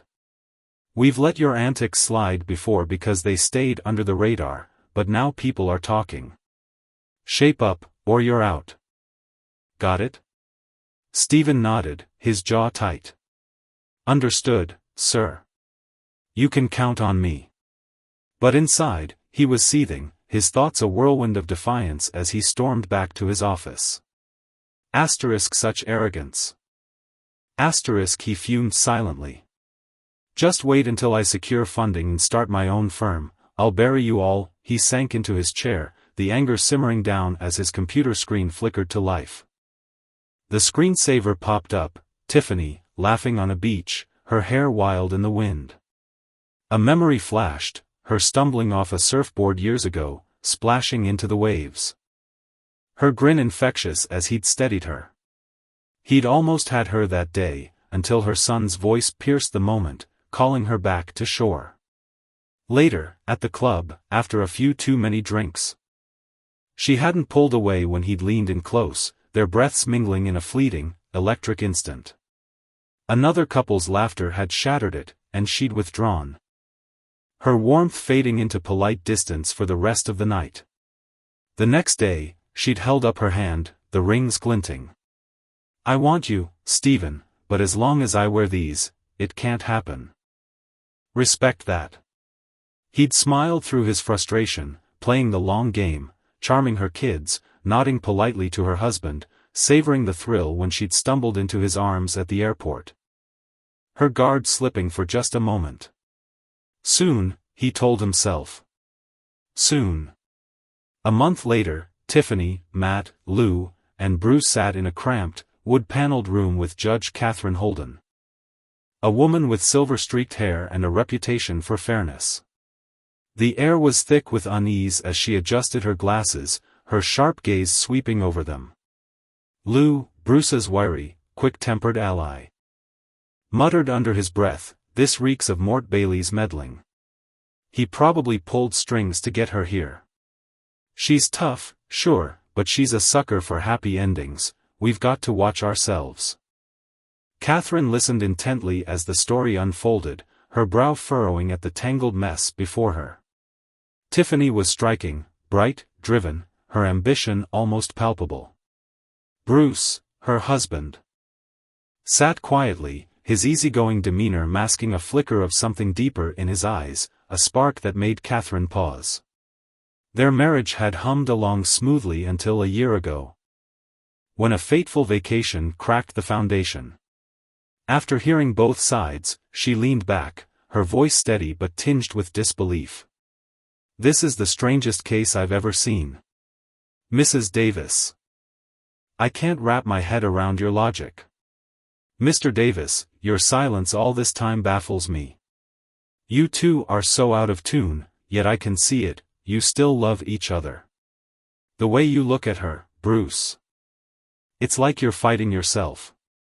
And Tiffany, you're desperate to hold on to him. My job's to find a path forward, so here's what I'm asking, please, talk to someone. 1 session each on your own. 3 together, every week for 4 weeks. That's it. If nothing changes, I'll sign off on the divorce with a clear conscience, knowing you gave it one last shot." Bruce nearly snapped, his patience fraying, but Tiffany's hopeful glance stopped him cold. Matt leaned in, urgent. "Do it, Bruce. It'll help." Lou, dragged into this mediation circus, grimaced. "Or you'll be stuck in therapy hell forever. But if they agree it ends after 4 weeks unless you say otherwise, it's worth a shot." To everyone's shock, Bruce nodded, and Tiffany's face lit up. Certain she'd won him back. He wasn't so sure she was ready for the truth brewing beneath his calm exterior. The judge assigned them Martha Jones, a counselor in her mid-40s with a no-nonsense air and 2 decades of experience. Her office smelled faintly of lavender, her desk cluttered with files and a single framed photo of a younger her hiking a mountain. "I'm here to guide you to a solution, not to judge," she said firmly, her voice warm but clipped. Bruce went first, settling into the stiff chair across from her. He spilled the story of their marriage, how it started, how it unraveled, sensing her skepticism as he danced around the edges of his feelings. At the end, she tilted her head, her pen tapping the desk. "You must have loved her fiercely to endure all this. Tell me straight, do you think you're a good writer? So much of your pain seems tied to that passion." Bruce shifted, uneasy, but met her gaze. "The evidence might say I'm not, no big book yet. No breakthrough. But I believe I am. It's what keeps me going. Tiffany used to cheer me on, back when she thought I'd make it. Then her career took off, and she started telling me to quit dreaming. To build something real. I can't let it go, though. Maybe I never will." Martha nodded, jotting a note. "Thanks for that honesty, Mr. Davis. Your first joint session's next Thursday. Check in with my receptionist on your way out." As he left, he admired her professionalism, the way she kept it formal, always Mr. and Dr. Jones. No chummy shortcuts. "I'm not your buddy," she'd said once. "I'm your guide. Respect the process." And he did. Tiffany Davis stood in the sleek, modern office, her fingers nervously tracing the edge of a polished oak desk. The faint hum of the air conditioner mingled with the distant clatter of keyboards, but her mind was elsewhere, racing, anxious, yet tinged with a fragile hope. For long months had passed since she'd last felt any real connection with her husband, Bruce, and now, standing here, she believed she might finally have a shot at pulling him back into her orbit. She'd spent weeks plotting this delicate dance, knowing one misstep could unravel everything. This wasn't just about winning him back, it was about reclaiming the life she'd once taken for granted. A month ago, she'd walked away from him, leaving Bruce behind while she escaped to the islands with their kids. It had been a bold move, a calculated jolt to shake him out of his haze. In that time apart, she'd sensed a shift in him, something subtle but undeniable, and it fueled her optimism. She imagined their reunion, the way his quiet smile might return. And a faint grin tugged at her lips as she pictured them stitching their fractured family back together. But before she could sink deeper into that reverie, Dr. Martha Jones shattered the moment. The therapist's sharp gaze cut through Tiffany's daydreams like a blade, her voice steady and probing. "Let's not get ahead of ourselves," Dr. Jones said, leaning back in her leather chair. Her notepad resting on her lap like a judge's gavel. "I spoke with Bruce yesterday, and I need to know, did he tell me the truth?" Tiffany froze. Her confidence crumbling under the weight of that question. Dr. Jones didn't wait for an answer. She launched into a recounting of Bruce's side of the story, her words precise. Each one landing like a pebble in still water, rippling through Tiffany's defenses. "He's got a lot going for him," Dr. Jones continued, her tone measured but firm. "Bruce isn't a liar. He says your marriage is more or less as he described it. You pull in 8, maybe 10 times what he earns, yet he's the one footing most of the bills. Does that strike you as fair?" Tiffany's chest tightened, and a heavy sigh escaped her lips. She crossed her arms, her manicured nails digging into her sleeves. "You don't get it," she said, her voice low but edged with defiance. "A husband's supposed to provide. That was our deal from the start. He shouldn't have to lean on my money. It's his job to take care of us." Dr. Jones tilted her head, her eyes narrowing as she scribbled something on her pad. "Seems to me it was a lot easier for you to stick to that deal than it was for him. What did you handle financially?" Tiffany shifted in her seat, the leather creaking beneath her. "I made sure everyone had clothes, nice ones, not some bargain bin rags. And I covered the extras, like vacations." Another sigh. Heavier this time, as memories of that island trip bubbled up. "Yeah, Bruce probably told you about that month I took off to the islands. I know it wasn't fair, I meant it to be harsh. I said some ugly things before I left, things I regret now, but I had a purpose. He's been lost in this fantasy of being a writer, scribbling away at nothing real. I wanted to snap him out of it. Show him he could succeed at anything if he'd just try."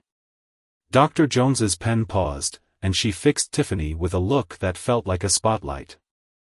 "So your way of inspiring him was to rub his financial struggles in his face while you lounged on a beach? Really, Mrs. Davis? Does that sound like something a wife does, or a woman desperate to mold her husband into someone she can brag about?" Tiffany bristled, but she couldn't deny the sting of truth. "I messed up," she admitted, her voice softening. "After I saw it, I sent him a ticket to join me. His pride kept him grounded, he wouldn't budge." "You sent him a coach ticket," Dr. Jones interjected, her tone dry, "while you and the kids flew first class. And that note you tucked in? Not exactly warm and fuzzy. Did you honestly think he'd hop on a plane after that? He says you asked him over and over what it'd take to fix things when they started souring. He begged you to show some love, to come home. You said no every time. Why, Tiffany? You're wealthy, flying back to sort things out wouldn't have dented your bank account. Why not give him what he needed?" For the first time in these sessions, Tiffany's composure cracked. Her hands clenched into fists, and her voice rose, sharp and raw. "Because he doesn't own me. I'm not his puppet, I make my own calls. He needed to learn that. And I've put up with his nonsense long enough. I hated dragging him to work parties, cringing every time I had to say he managed a video store. So I'd lie. Tell people he was a writer working on a book. After 3 years of not yet, when they asked about publications, I was exhausted. I wanted him to be proud to stand next to me. To prove his love by getting real instead of chasing dreams." Dr. Jones leaned forward, her expression unreadable. "So you decided he wasn't good enough for someone like you?" Tiffany faltered, her certainty unraveling. "Yes, no, I don't know. I still love him. This time apart has hollowed me out. I've never felt so alone. Believe me, doctor, there've been plenty of smooth talking. Successful guys ready to sweep me off my feet. I've thought about it, but I've stayed true. Why can't we rewind to how it was? You mean before the trip? Dr. Jones asked. Her voice cutting like glass. When you didn't value him, left him out of your life and the kids while you jetted off? You can't go back, Tiffany. And this might be the end of your marriage. Did you really think he'd stay unchanged after you walked away, especially when he begged you to stay? You both wanted him to grow a backbone, but now that he has, you're not happy. What do you want? Tiffany's frustration boiled over, her words tumbling out in a rush. I want a partner who's my equal, someone proud, successful, confident, who knows their worth. Dr. Jones nodded, seeing the shift in her patient's resolve. So you're set on keeping this distance. Tell me, among your married friends, your colleagues, how many have a setup like yours and Bruce's? Tiffany hesitated, her mind racing. A lot, a few, none, I guess. Dr. Jones pivoted smoothly, keeping her on edge. Let's switch gears. Tell me about your parents. Good childhood? Did your dad teach you duty, your mom kindness? Tiffany's gaze dropped to her lap. My dad was a hard man. Left my mom when I was little, dumped all his messes on her. She struggled after that. Dar. Jones pressed gently, do you think all men are like him? Is Bruce? Tiffany shook her head. No, Bruce isn't. But I'm not ready to let him coast on what I've built. The therapist's next question hit like a thunderclap. So who are you punishing, Bruce, or your father? The realization crashed over Tiffany, and for a moment, the room spun. She gripped the armrests, fighting a wave of dizziness, her resolve hardening as clarity returned. She'd keep things as they were, no matter the cost. Dar. Martha Jones lingered in her office after Tiffany stormed out, flipping through her notes with a furrowed brow. This case was a ticking time bomb, and she feared the fallout would be brutal. She hoped Tiffany might reconsider long-term therapy down the road, something to untangle the knots of her past, but for now, the prognosis was grim. Across town, Bruce slouched into Dr. Jones's office for their third and final session, relief washing over him as he sank into the familiar chair. The first two had been grueling, Tiffany clinging to her version of reality. Blind to the cracks he saw so clearly. She'd pleaded with him to come home, to let her nurture him despite his aching doubts, but he couldn't stomach it anymore. Tiffany, he said. His voice steady but heavy with years of unspoken weight, you're incredible. Honestly, I might never find anyone like you again. I'll miss what we had, God, I've loved you for most of my life. And that's not fading anytime soon. But we can't keep pretending in our little bubble. Reality's knocking, and I can't be what you want. You won't bend either. You'll always guard your money like a fortress, and there's a piece of you I'll never reach. It's like you've got sneakers stashed next to your heels, ready to bolt the second I slip up. We might patch things up for a bit, but we'll slide right back to this. Let's break the cycle now, raise our girls to be tough, happy, ready for life's punches. Dr. Jones stepped in. Her voice calm but final. This is it, Mrs. Davis. If I saw a glimmer of hope, I'd push for more sessions, but you're too far apart. No fix here would hold. I'll tell the judge to greenlight the divorce. It'll sting now, but you'll see it's right eventually. I'm sorry it's come to this, you both care deeply, but love alone isn't enough. Tiffany's temper flared, her voice rising to a near shriek. You just had to take charge, didn't you? This is absurd. Get your divorce, I'll move on. Forget the kids, you won't see them for a long time. Mom and I will raise them strong and free. And my money? I'll make damn sure it's out of your reach before you sniff a penny. Her words hung in the air, venomous and reckless, until the weight of them crashed down. She clapped a hand over her mouth, tears spilling as she choked on regret. Bruce faced her. His heart pounding but his resolve unshaken. "I'm sorry, Dr. Jones," he said, standing. "I know we've got time left, but we're done. I thought this'd be a pointless slog. But I've learned some brutal truths about myself, Tiffany, and us. Thank you, for real." He walked out, leaving Tiffany sobbing in the chair, Dr.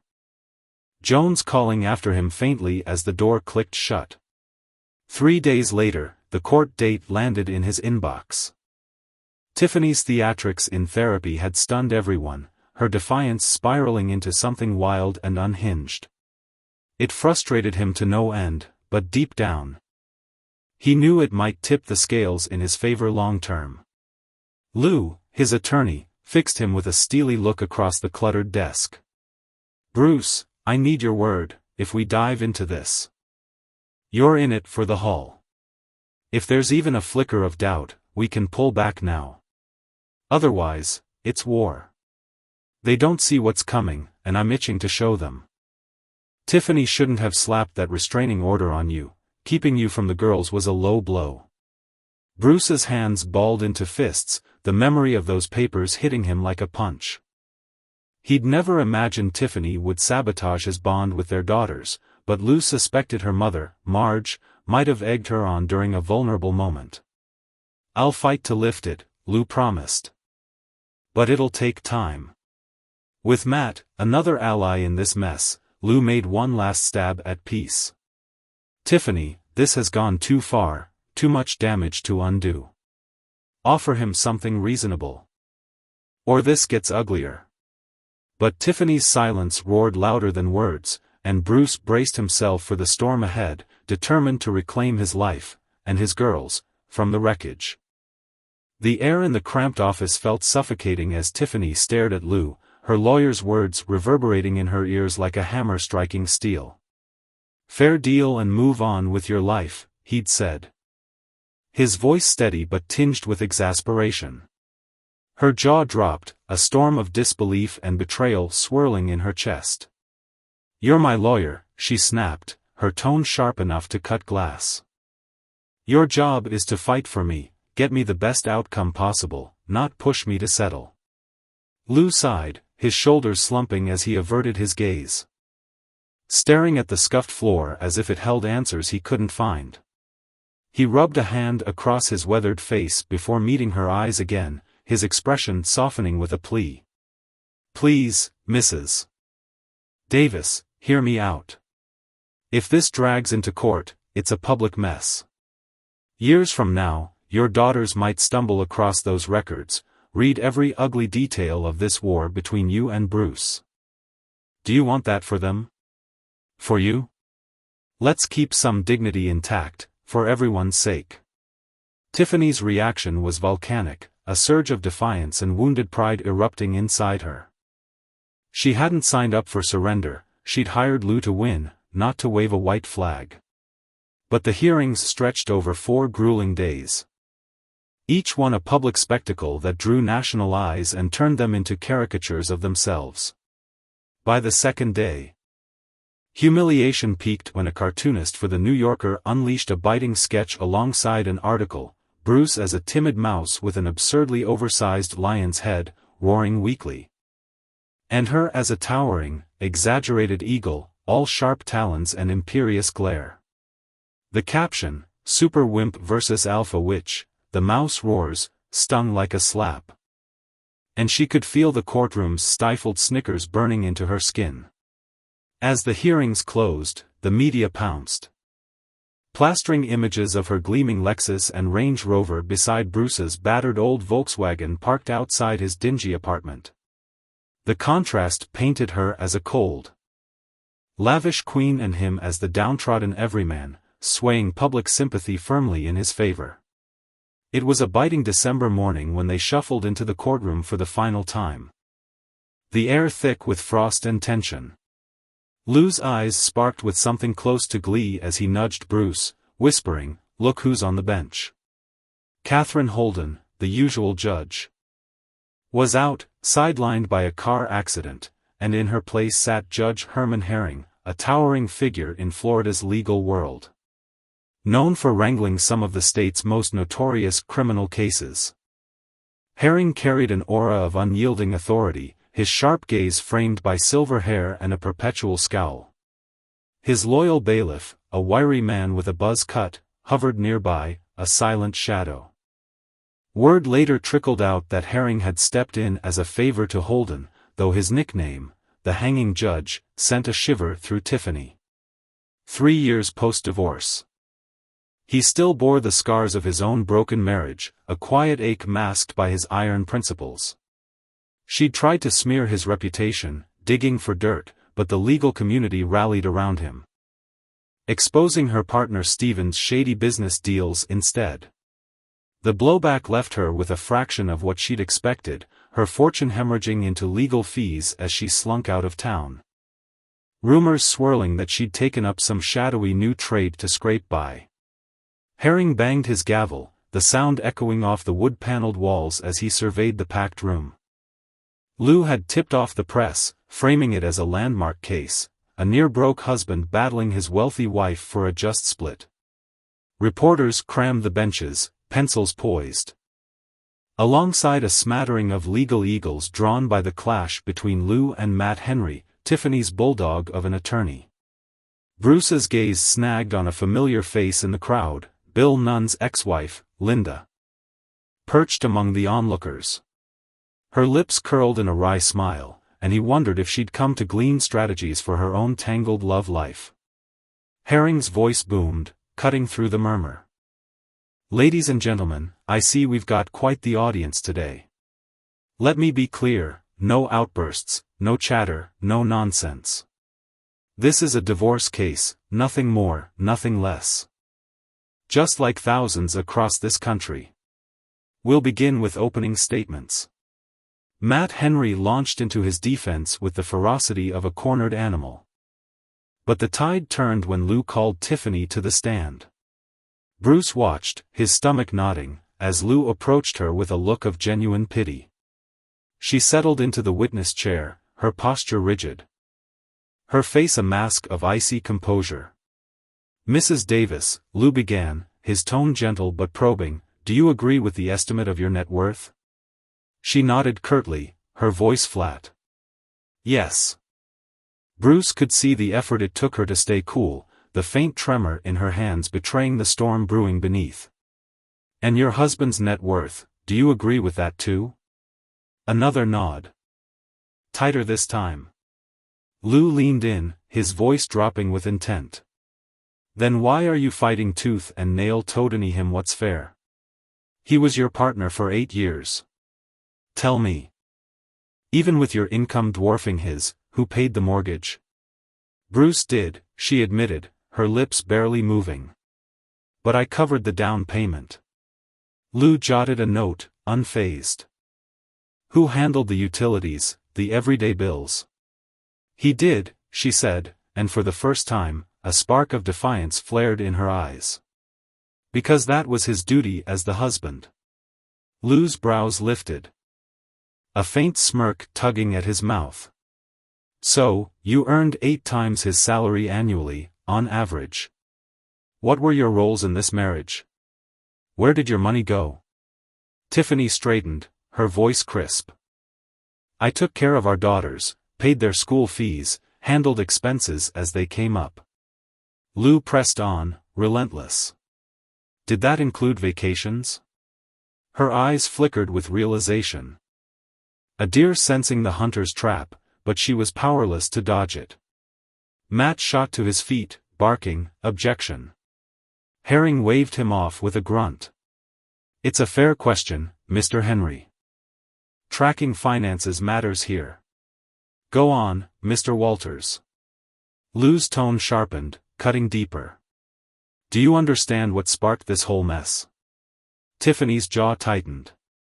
"Yes." "Care to elaborate?" "No." He shrugged, unruffled. Fine, I'll share my client's side. You planned a month-long family vacation to Hawaii, told Bruce about it. But made it clear he wasn't welcome unless he could pay his own way and get time off work on short notice. You even said you were leaving him out on purpose, to teach him a lesson, as you put it. And that you might have met others while you were there. True? Her voice rose, indignant. It wasn't like that at all. Lou tilted his head, calm as a still lake. Then enlighten us, Mrs. Davis. What really went down between you and your husband? She exhaled sharply, frustration seeping through her cracks. I had to make a point. He wasn't pulling his weight in our marriage, stuck in a dead-end job, chasing some ridiculous dream. The trip was supposed to jolt him awake, push him to step up. Lou's eyes glinted with quiet triumph. Well, that backfired spectacularly, didn't it? You barely spoke to him while you were gone, often blocked him from talking to the girls. It took divorce papers to get a reaction out of you. You sent him a business class ticket, while the rest of you flew first class, knowing full well he couldn't take the time off. You asked what it'd take to bridge the gap, and he begged you to come home, work on things. Did you? Her head dipped, her voice softening with a mix of sorrow and simmering anger. No. Bruce felt a pang in his chest, watching her wrestle with the weight of her choices, her cool facade fraying at the edges. Lou wasn't done. Why not? And going back to that comment about others, did you mean it? Tiffany's gaze hardened. No. Even with our problems, I loved my husband. So, all those weeks away, the parties, the beach days. The events, you're saying you stayed pure as snow? She hesitated, her voice dropping to a near whisper. There was a lot of flirting. Lou pounced. Just flirting? She nodded. But her eyes darted away. Your Honor, Lou said, turning to Herring, my client had doubts about her fidelity and had her watched on that trip. I'd like to show some photos to shed light on her fun while Bruce slaved away at home. Matt leapt up, voice cracking with desperation. Your Honor. Those pictures were taken without consent, they're inadmissible. Lou countered smoothly, no laws were broken, Your Honor. Public land, public shots, no privacy rights in Hawaii. Her counsel knew about them, we agreed to hold them unless necessary. Given her evasiveness, they're necessary now. Herring rubbed his chin, then nodded. I'll allow it, but not here. 15-minute recess in my chambers. Enough time, counselors? Lou grimaced. Barely, but we'll manage. In the judge's dimly lit office, Tiffany looked like she might collapse. Her face pale as Lou handed Herring a stack of photos. Bruce caught only glimpses, enough to churn his stomach. The first showed his family on a sun-drenched beach. The girls giggling as they built sandcastles, while Tiffany lounged beside Stephen, a slick-haired businessman, their hands clasped casually. She looked radiant, carefree. A stranger to the wife he'd known. Another captured them on a surfboard, laughing as they balanced against the waves, their bodies pressed close. The last was from a shadowy club. Tiffany swaying in Stephen's arms, her smile wide and unguarded. Rage and heartache crashed over Bruce like a tidal wave. He stumbled outside, gulping cold air. The faint sound of her protests trailing after him. Lou followed, pressing a bottle of water into his trembling hands. Bruce splashed it on his face, then drank deeply, his voice hoarse. I'm not okay, but I can go back. He strode past Tiffany, avoiding her pleading eyes, and sank into his seat. Lou resumed, his tone heavy with sorrow. Ready to continue, Mrs. Davis? She nodded faintly, her composure hanging by a thread. You still say nothing was wrong? Her voice broke. I made mistakes, okay? I was angry, lost, and I let my guard down. But I was never unfaithful, not fully. Lou softened, almost paternal. If Bruce had been the one in those photos with someone else, would you forgive him? Her eyes widened. A flash of shock cutting through her frustration. She took a shaky breath. Honestly, I don't know. I'd hope I could, if he didn't cross the line too far. Lou nodded, believing her. Then shifted gears. Let's talk cars. What do you drive? She blinked, thrown. Why does that matter? Herring interjected, answer the question, Mrs. Davis. I have a Lexus sedan, a Range Rover. And a luxury SUV for family trips, she said, her voice flat again. How old are they? The Lexus is 6 months old, the others are under 3 years. Anything else? A company Land Cruiser. And your husband, what does he drive? Her lips tightened. None of them. He has his own car. Lou's voice dripped with irony. Right. That 12-year-old Volkswagen with more miles than a cross-country trucker. What happens when it breaks down? She shrugged, defensive. They're mine. He figures it out. Bruce clenched his fists. The image of her shiny fleet mocking his rusting relic, a perfect symbol of their fractured life. The courtroom faded as he drowned in the bitter tide of it all. Wondering how they'd ever untangle the wreckage. The courtroom buzzed with tension, a low hum of anticipation rippling through the air as I sat on the polished wooden bench. My hands clasped tightly in my lap. The morning light poured through the tall windows, glinting off the judge's gavel, which rested like a silent sentinel on his desk. Tiffany's lawyer, Matt, had just finished questioning her, his voice sharp and deliberate, slicing through the stillness. She'd stood there, poised yet brittle. Her auburn hair catching the light as she explained our financial arrangement with a cool detachment that stung me deeper than I'd expected. Are my cars his? She'd said. Her tone edged with disbelief, as if the very idea offended her. If he got a better job, he could afford a better car. Let me make this perfectly clear, everything you own belongs to you alone. The money you earn is yours, not ours to share. Yet he covers the living expenses while you save and invest your own. Is that right?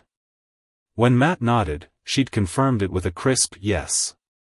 Her hazel eyes flicking briefly to me, a storm of defiance and regret swirling beneath her composed facade.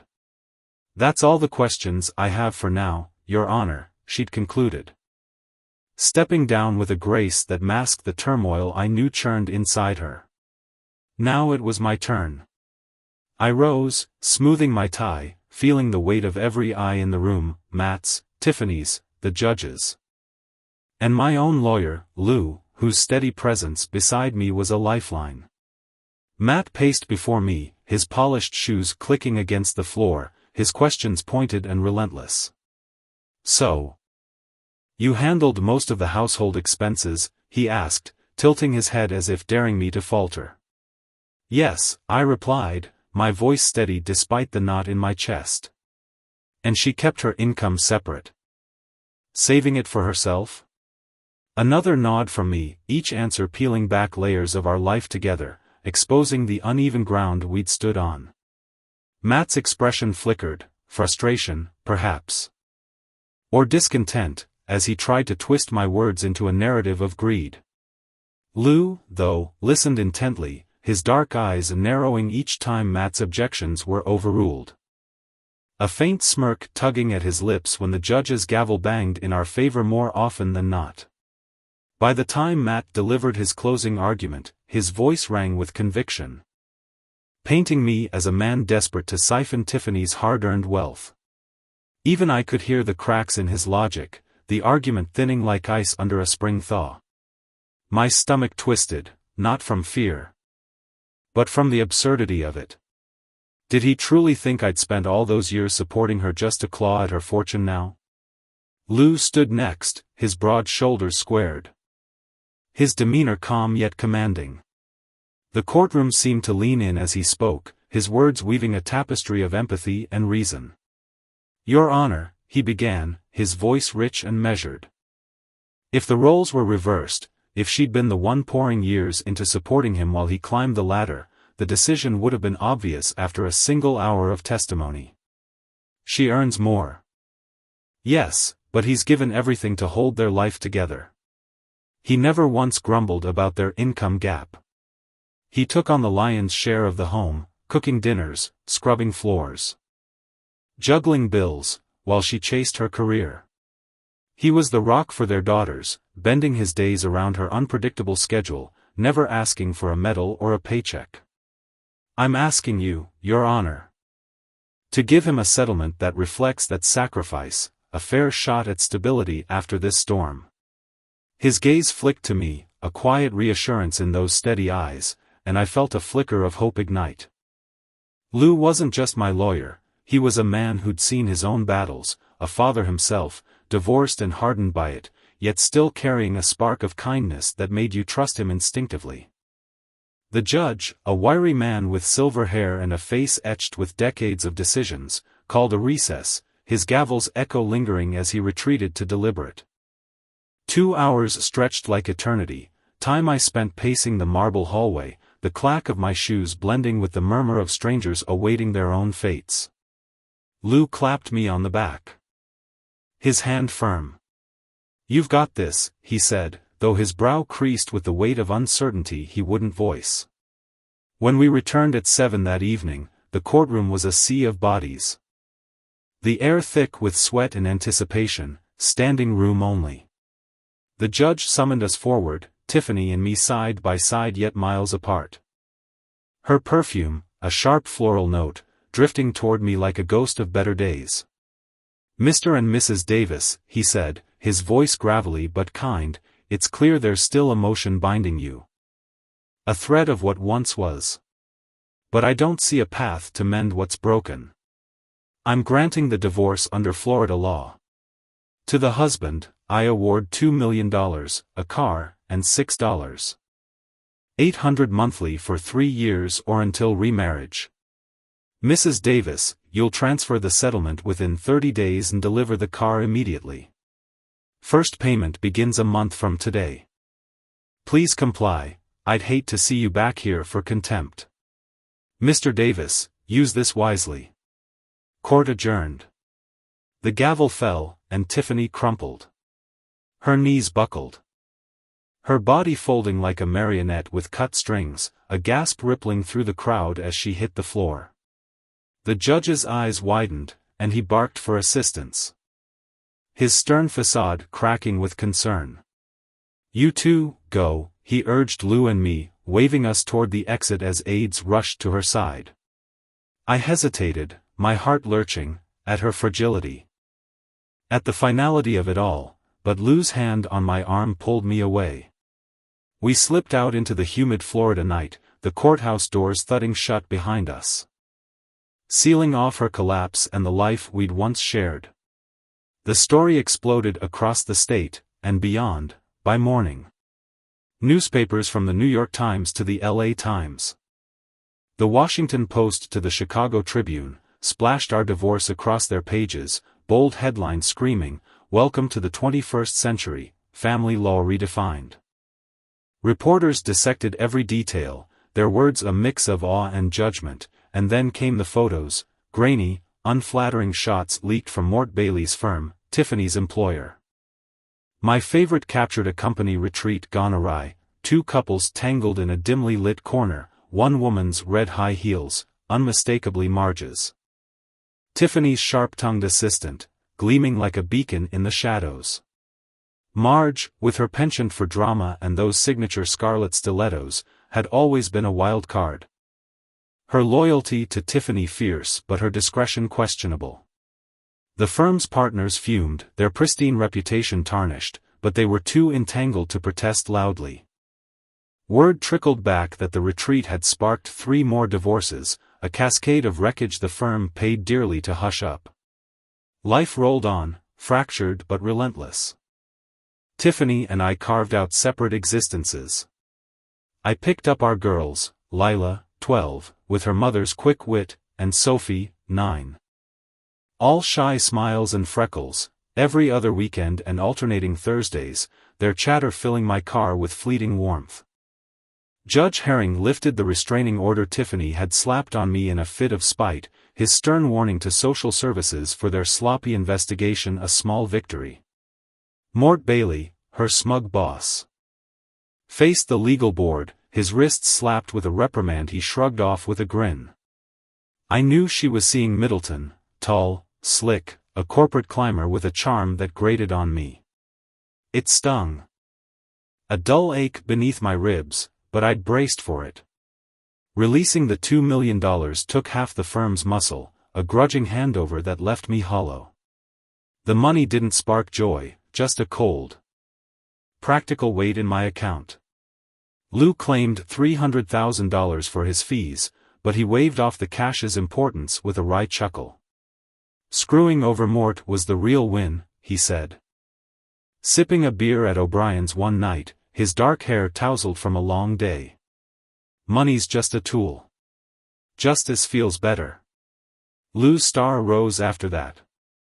Clients, mostly men tethered to wealthier wives, flocked to him, drawn by his knack for turning David into Goliath. He was selective, cherry-picking cases he could win. Often settling out of court with a quiet, lethal efficiency that made him a legend. Yet beneath his success lingered a restlessness. His own divorce came soon after. And he started dating an heiress to a paving empire, tall, striking, her laugh a melody that softened his edges. I'd spot him at O'Brien's, the local haunt with its sticky tables and amber lights. And sometimes we'd share a booth, trading stories over burgers and fries. His ex-wife crossed my path once, a blonde dynamo, all poise and power, the kind of woman who turned heads and broke hearts. Lawyers, it seemed, magnetized the extraordinary. I found my own distraction in an Italian woman with midnight hair and a voice like velvet. She wandered into my hardware store one evening. Trailing her mother, their rapid Italian, a song I faintly recognized from my own mom's kitchen decades ago. I stumbled through a greeting in her tongue, earning a surprised smile. And by our fifth date, her hand fit perfectly in mine. But when she spoke of roots, marriage, kids, my chest tightened. Lila and Sophie were enough, I couldn't start over. Her eyes flashed with hurt when I ended it, her pleas echoing as I walked away. The girls must have told Tiffany, because her call came late one night, her voice slicing through months of silence. "So you've moved on," she said, accusation lacing every word. "Did you think of me when you were with her?" Tired, I snapped back, "What's the point, Tiffany? Focus on your own life. Leave mine alone." She pressed harder, her tone bitter. "I'm still me, charming, independent. Money was never my drive. I wanted to be there for the girls, to teach them strength. Marrying you was my mistake, I won't let it happen again." Her words landed like a punch, unraveling the love I'd once held sacred. "I never saw it as a mistake," I said quietly. "I loved you, truly. But if you regret it now, don't call me again. I can't take more of this." She sobbed, apologies tumbling out, but I hung up, my thumb trembling on the button. I stumbled to O'Brien's that night, sliding my credit card across the bar with a mumbled, "Call me a cab when I'm done." The whiskey burned, blurring the edges of her voice, and I vaguely recall Lou's silhouette nearby. His concern a distant hum. I woke with a hangover that felt like hammers in my skull, 3 missed calls from Tiffany glowing on my phone. I deleted her voicemails unheard and spent 2 days cocooned in my new beachside condo, a sleek haven with ocean views, close to shops where the girls and I grabbed ice cream on lazy afternoons. Each daughter claimed a room, painting them in bursts of color, Lila's bold purples, Sophie's soft yellows, and we'd splash in the pool on weekends, their laughter mingling with the neighbors' kids. Attention followed me there, whispers of my divorce and newfound wealth trailing like shadows. Women lingered, a divorcee with a sly smile, a single mom with kind eyes, but I kept it light. Enjoying the flirtation without strings. Some couples watched out for themselves, others drifted off when they saw I wasn't chasing commitment. The girls must have spilled something to Tiffany. Because just before midnight the next weekend, my phone lit up again. Her voice burst through, giddy and cruel, Middleton's murmurs in the background a dagger to my pride. "He's amazing," she crowed. Her joy a taunt. "I've never felt this alive, you'd get it if you'd ever known how to treat me." I hung up, her laughter ringing in my ears, but she called back instantly. "Don't you dare," she hissed. "Listen to how a real man handles me, your woman, once. He knows me like you never did. If you hadn't been so stubborn, this could have been yours." Rage surged. And I didn't just hang up, I hurled my phone against the wall, the crack of plastic a fleeting release. The next night, she tried again. I ended the call without a word, staring at the ceiling until sleep claimed me. By the third night, I was ready. "Stop this, Tiffany," I said, my voice steel. "I'm serious. Do it again, and you'll regret it." She called back anyway. Relentless, so I hit record, set the phone in the guest room, and walked away. Morning brought the playback, Middleton's smug drawl cutting through her gasps. "I could have had her back then," he boasted. "Been with her since the divorce. She's mine now, hear that? She's all in." I shut it off, fury simmering, and carried the recording like a loaded gun. Unsure yet certain it would find its mark. The air in the sleek, glass-walled office felt thick with tension as Tiffany stepped inside, her heels clicking softly against the polished hardwood floor. It was 2009, and the real estate market, a once reliable goldmine, had begun to tremble, its cracks spreading like spiderwebs across the industry. Deals that used to fall into place with ease now required relentless effort, and a quiet unease had settled over everyone in the business. The family home market bore the brunt of it, with sales slowing and whispers of foreclosures growing louder, but even the commercial side wasn't immune. Tiffany felt it too, a restless edge that gnawed at her. Though she'd always prided herself on staying steady under pressure. Being summoned to the CEO's office, though, was different. This wasn't routine. Her mind raced as she crossed the threshold, wondering what could be so urgent. Inside, she froze for a split second, her breath catching at the sight of Mort Bailey perched in one of the leather chairs. Mort wasn't just anyone, he was her boss's brother-in-law, a towering figure whose investment firm poured millions into their company. His presence alone hinted at something big, something serious. Then her eyes landed on Stephen Middleton, lounging with that familiar cocky tilt to his head, and her stomach twisted. Things with Stephen had soured lately, his charm, once a lifeline during her post-divorce haze, had morphed into something exhausting. His endless demands over late-night calls, his insistence on pushing her boundaries, had worn her thin. If he weren't so disarmingly charismatic, she might have cut him loose months ago. But now, seeing him here, defiance glinting in his eyes, she felt a flicker of dread. Her boss, Richard, sat behind his wide mahogany desk, his expression a mix of disappointment and resolve. Without preamble, he gestured to a small speaker on the desk. "We received this from his lawyer this morning," he said, his voice clipped. He pressed play, and the room filled with a scratchy, distorted recording that made Tiffany's heart sink. She knew it instantly, her own voice, slurred and reckless, tangled with Stephen's low chuckle. The words were a blur, but the intent was clear, a drunken, spiteful jab at her ex-husband, Bruce. Listening to it now, shame burned through her. Hot and suffocating. Why had she ever thought it was a good idea? The answer pulsed beneath her embarrassment. Even after all this time, she missed Bruce. The thought of him moving on, Finding happiness with someone else, still clawed at her insides, leaving her raw and irrational. The recording ended, and silence crashed over the room. Stephen sat straighter, his jaw set. Unbothered, or pretending to be. Richard's gaze shifted to her, steady and piercing. He's threatening a lawsuit, Tiffany. Worse, he's ready to blast this online, naming you and Stephen both. Unless we can guarantee it stops. You're my best employee, I've always valued you, even after everything with the divorce. I chalked up your unpredictability to an adjustment phase. Gave you room to find your footing. But this? He leaned forward, his hands clasped tightly. The market's a mess right now, we can't afford this kind of spotlight. Your personal life is your own.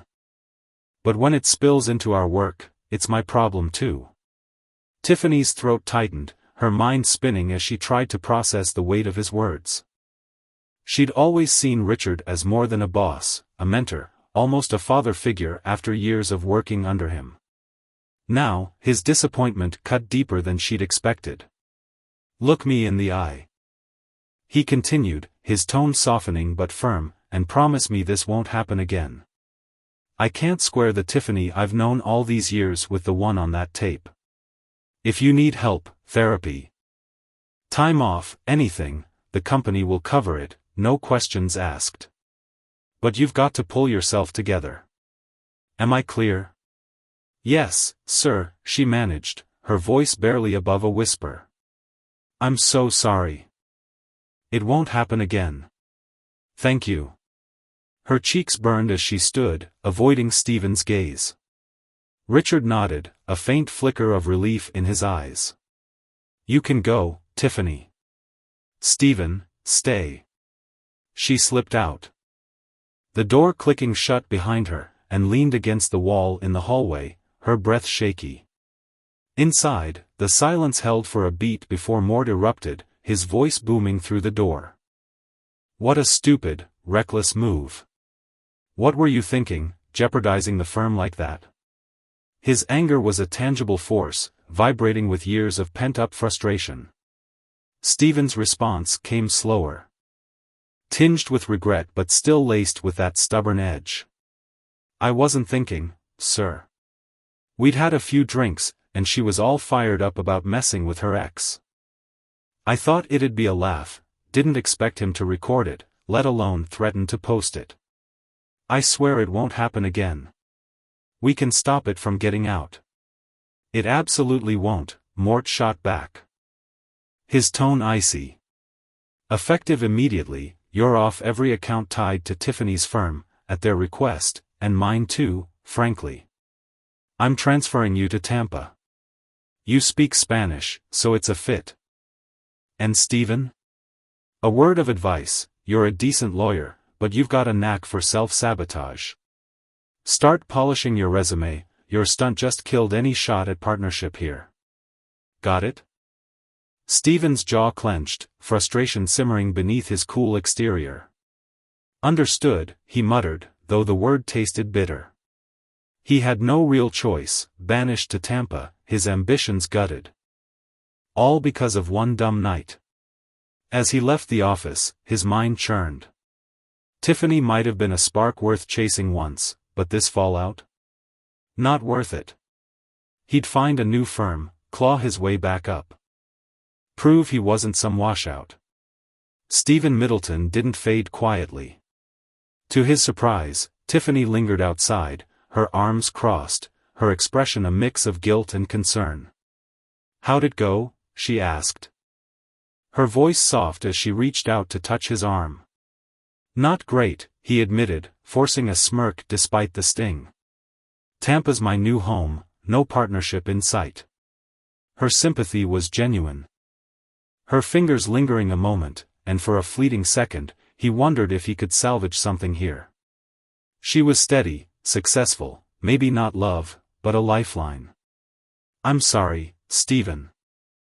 I know how much that meant to you, she said, and her warmth lifted him just enough to spark a flicker of hope. Don't sweat it, he replied, leaning closer. I'll bounce back. Tampa's not that far, least I've got you, right? Her hand fell away, and her eyes clouded with something heavy, regret, maybe sadness. No, Stephen.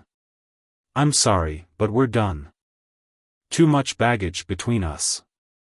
I like having you around, but I don't love you. Go to Tampa, build your name, remember me fondly. That's it. He blinked, caught off guard. You don't mean that.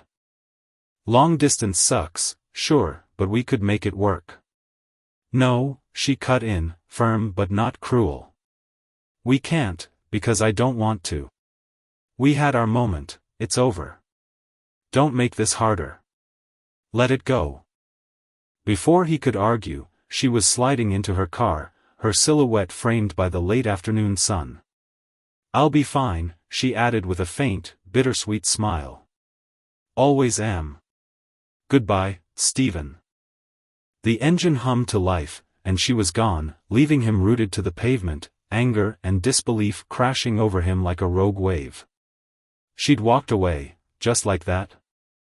He climbed into his own car, gripping the wheel until his knuckles whitened, and drove aimlessly until he found himself outside O'Brien's, a dive bar he'd never set foot in with Tiffany. She'd avoided it religiously, Bruce's old haunt, she'd said once, her voice tight with memory. That thought twisted into a petty satisfaction now. He hoped Bruce was inside. He needed to hit something. Someone. Inside, the air was thick with cigarette smoke and the low hum of conversation. Stephen scanned the room, his pulse thrumming, and there he was, Bruce, leaning against the bar. Laughing with a guy in a sharp blazer.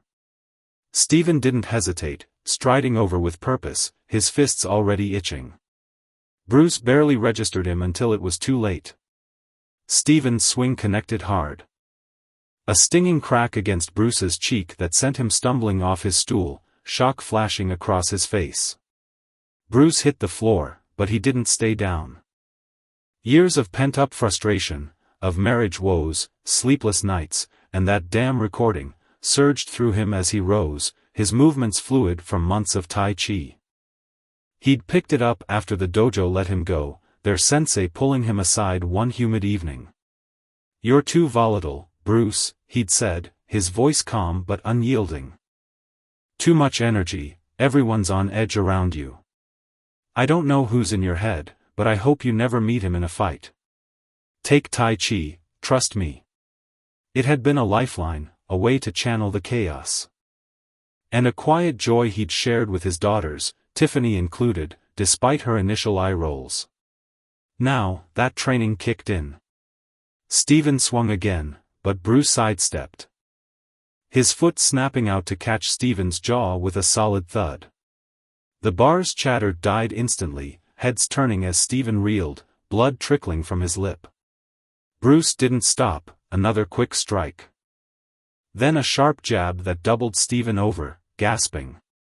It wasn't just about this moment, it was every sleepless night, every argument with Tiffany, every echo of betrayal distilled into these precise, ruthless moves. Stephen crumpled, and Bruce loomed over him, breathing hard, a strange detachment settling in. He'd made his point. Across the bar, Vic Fleming watched, unfazed, sipping his whiskey. Vic was a wiry, sharp-eyed ad man who'd stumbled into Bruce's orbit months ago at a video rental store, back when Bruce was still a regional manager. Juggling 10 locations and a crumbling personal life. Divorced, with 2 daughters he adored, he'd taken the gig for the pay bump and the Lincoln it came with, but he'd craved more, for himself. For them. One slow afternoon, Vic had stormed into the store, ranting into his phone about a flaky writer.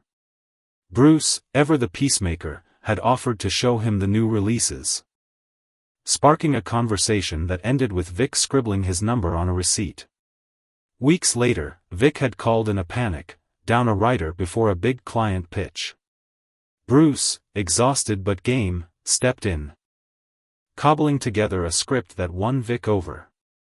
$500 for 3 hours work, and a part-time gig was born, doubling his rental income.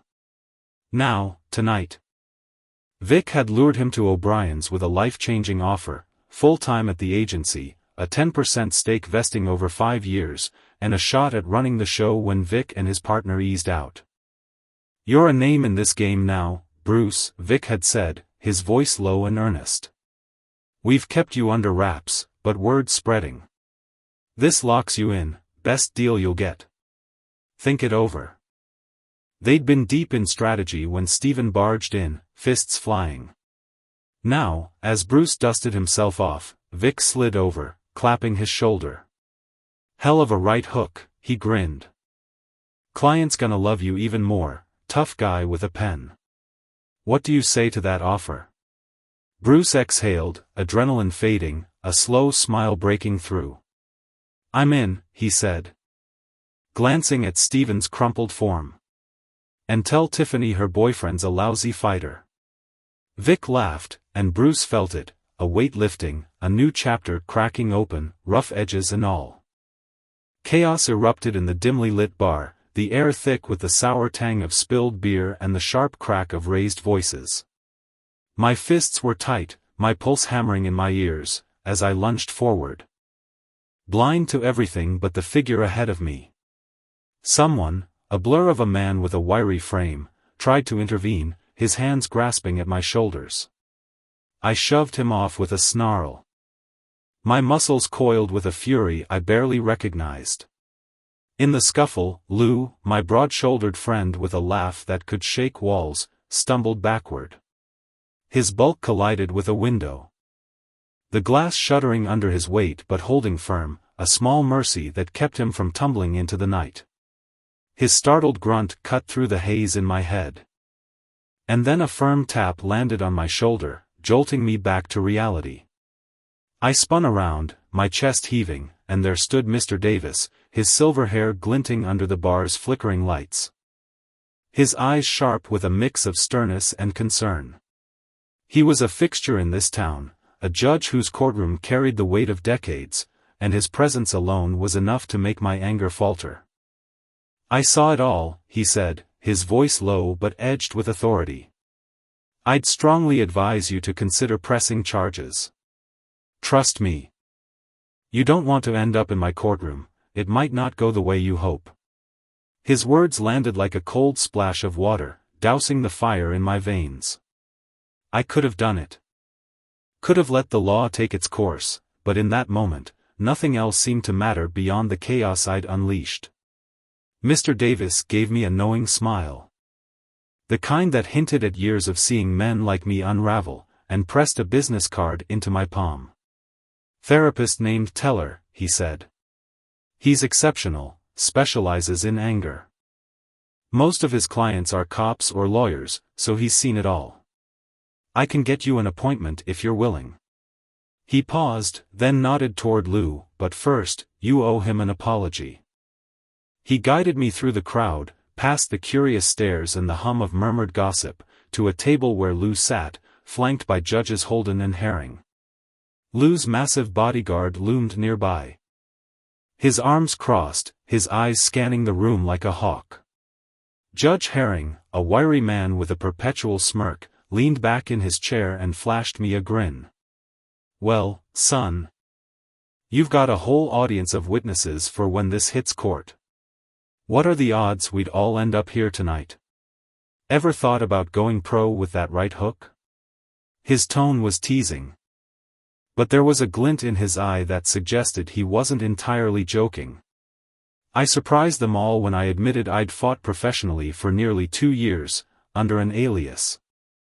A secret I'd kept to fund college. I'd hung up my gloves the day I hit my savings goal, walking away from a ring where I'd been good, damn good, but never fully committed.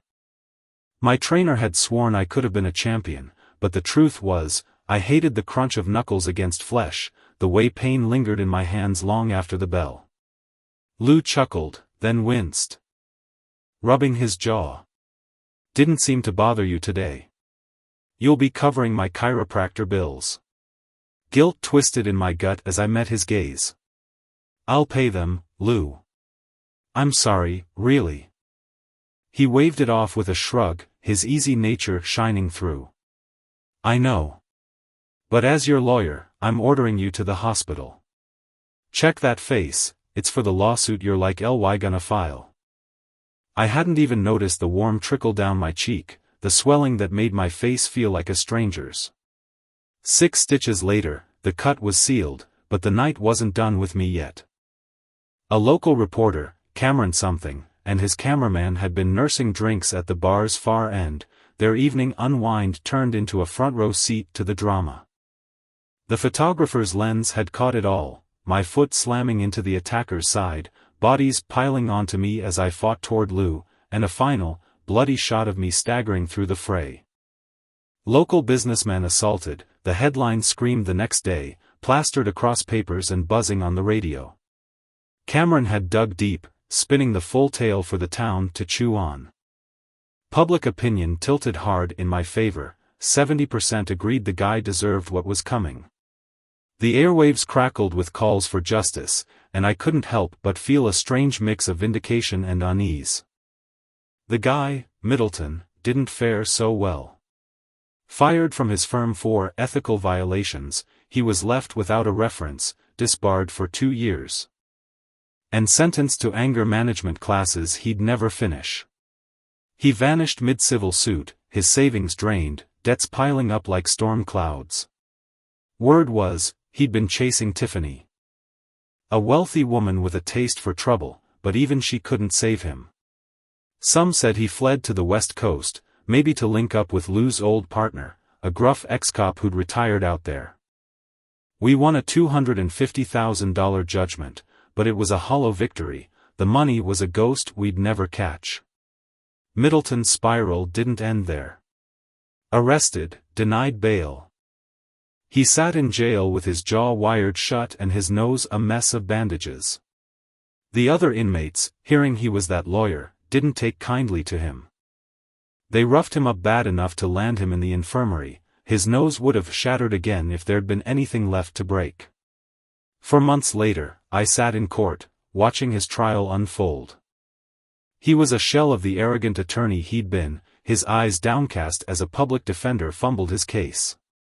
The judge, a soft-spoken woman with gray streaks in her hair, seemed to pity him. Guilty of aggravated assault, he got 14 months, light, all things considered, served some time already, and walked out early on probation. Seeing him shuffle away, I almost felt sorry for him, too. For days after the fight, my phone rang. Tiffany's name flashed on the screen, and I nearly let it go to voicemail. If it weren't for the kids, I'd have changed my number years ago. With a sigh, I answered. "Hello, Tiffany." Her voice faltered, caught off guard. "Bruce? Is that you?" I smirked. "No, just a random guy picking up my phone. What do you want?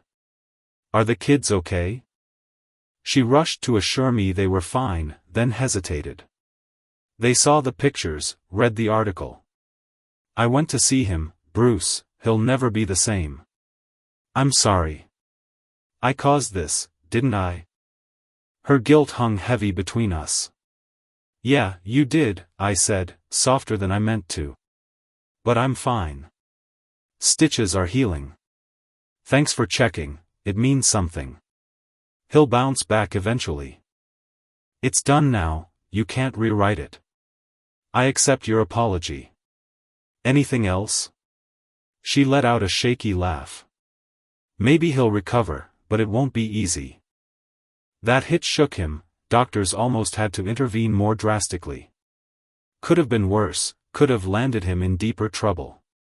She paused, then added, "I'm glad you cared. I'll do better next time, if there is one. But I should let you go, unless you've got more to say." Her voice cracked. "I always mess up, don't I? I'm sorry, Bruce, so sorry. Glad he's alive, though. I'd hate to drag the kids to see you hurt." Tears broke through, and when she steadied herself, she asked, "Do you ever miss me, miss us?" My throat tightened. Every day, I think about what we had. What slipped away. But life moves on. He's out of the picture now, maybe we can too. She stumbled over her words. I was stupid, Bruce. I saw it happening and let it. Do you think there's a chance? I cut her off. Tiffany, yes? She faltered. Bruce, do you still have those running shoes under your bed? Then the line went dead. Her call lingered in my mind as I mulled over Vic's offer. I'd been flipping through industry magazines, articles about cable's rise. A company plotting an online movie library for a flat fee, and saw the future shifting beneath my feet. I gathered my managers, laid out my thoughts on the coming tide, and made my move. Vic blinked in surprise when I turned down part-time work but leapt at full-time, ownership clause intact. My salary, with bonuses, could hit $150,000, $80,000 even in lean years. I kept it from the girls. If they knew, Tiffany would too, and I wasn't ready for that storm. They still thought I clocked in at Blockbuster, oblivious to the suits filling my closet. 2 months later, the kids mentioned Tiffany was dating again. 6 months after that, I ran into her at a upscale restaurant, her arm looped through an older man's. His tailored jacket screaming money. She spotted me, excused herself, and approached. Hi, Bruce. Nice to see you, been a while. Sharp suit. I caught the dig, she'd only seen me in suits she'd bought for work events back then. I splurge now and then, I said with a grin. Wanted to look good tonight. Her brow arched. What's tonight? A date, I replied, just as Maggie joined me. Maggie's red hair gleamed under the chandelier, her green dress a perfect match. She managed a cruise ship, the Bon Chance, and moved with a confidence that turned heads. Her best friend was tangled in something messy with a guy named Bill, married but allowed to stray when apart. I didn't pry, though Maitland, my buddy, adored her, and we'd double-dated when their ship docked. I'd thrown the date line at Tiffany to needle her, but Maggie's arrival made it real. Tiffany stiffened, her jaw tight. And I savored the flicker of jealousy in her eyes. Maggie, ever gracious, suggested we share a table, but Tiffany clutched her date's arm, her voice clipped. We'd prefer privacy. I nodded. Me too, just a different kind. Her date smirked, nearly coaxing me to his table, but I held firm. Tiffany glared as we parted, her eyes darting back to us through the meal. Maggie caught it. Your ex, right? She's not over you. I sighed. It's complicated. We loved each other once, but we were never, the words hung there, unfinished, as the night rolled on. She smiled warmly, her fingers brushing my arm with a tenderness that sent a shiver through me. Truly a match, she murmured, her eyes glinting with a playful certainty. I could feel the weight of someone's gaze on us, Tiffany, most likely, watching from across the room, her presence like a quiet hum in the air. This was our final weekend together. At least for a long while, and the thought gnawed at me. Maybe it was forever. On Monday, we'd set sail on a cruise that would stretch across the globe for 11 months. A grand voyage that would end in Europe. I'd been turning an idea over in my mind, staying there for a spell, sinking into the rhythm of a new place. I've been thinking, she said. Her voice soft but deliberate, about calling you once we're there. You could join me. It'd be an adventure, wild, unpredictable, the kind of thing we'd talk about for years. Her words landed like a punch, stirring a storm of emotions I couldn't hide. My face must have betrayed me, shock, longing, a flicker of doubt, because she faltered, her confidence dimming. Then again, she added quickly, maybe not. You're perfect, you know. The kind of person someone builds a life with, steady, kind, generous to a fault. I can see it so clearly, but me? I'm not there yet. Not ready to settle into something so solid, so real. Maybe someday, but not now, not in this moment. Her honesty cut deep, and I felt the ache of it settle in my chest. She looked at me, her eyes searching mine, and sighed. I meant it, though, about wishing we'd had more time together. Real time, not just these stolen hours. We've still got a little left tonight. Don't we? Tell me we're on the same page. I forced a smile, trying to lighten the heaviness between us. So, no coffee then? I teased. Her laugh was soft, conspiratorial. I'd rather have something special back at your place, she said, leaning closer. A little dessert, no strings, no worries, just us enjoying the moment. Why don't you take care of the bill? I'll be right back. She slipped away, leaving me with the faint scent of her perfume and a heartbeat that wouldn't settle. By the time I'd paid and glanced up, she was back. Her hand finding mine with an easy grace.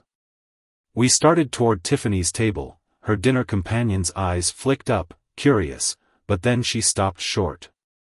Oops, she said, a playful lilt in her voice. I dropped something. She bent down, just enough to draw every eye in the vicinity, her movements deliberate yet effortless.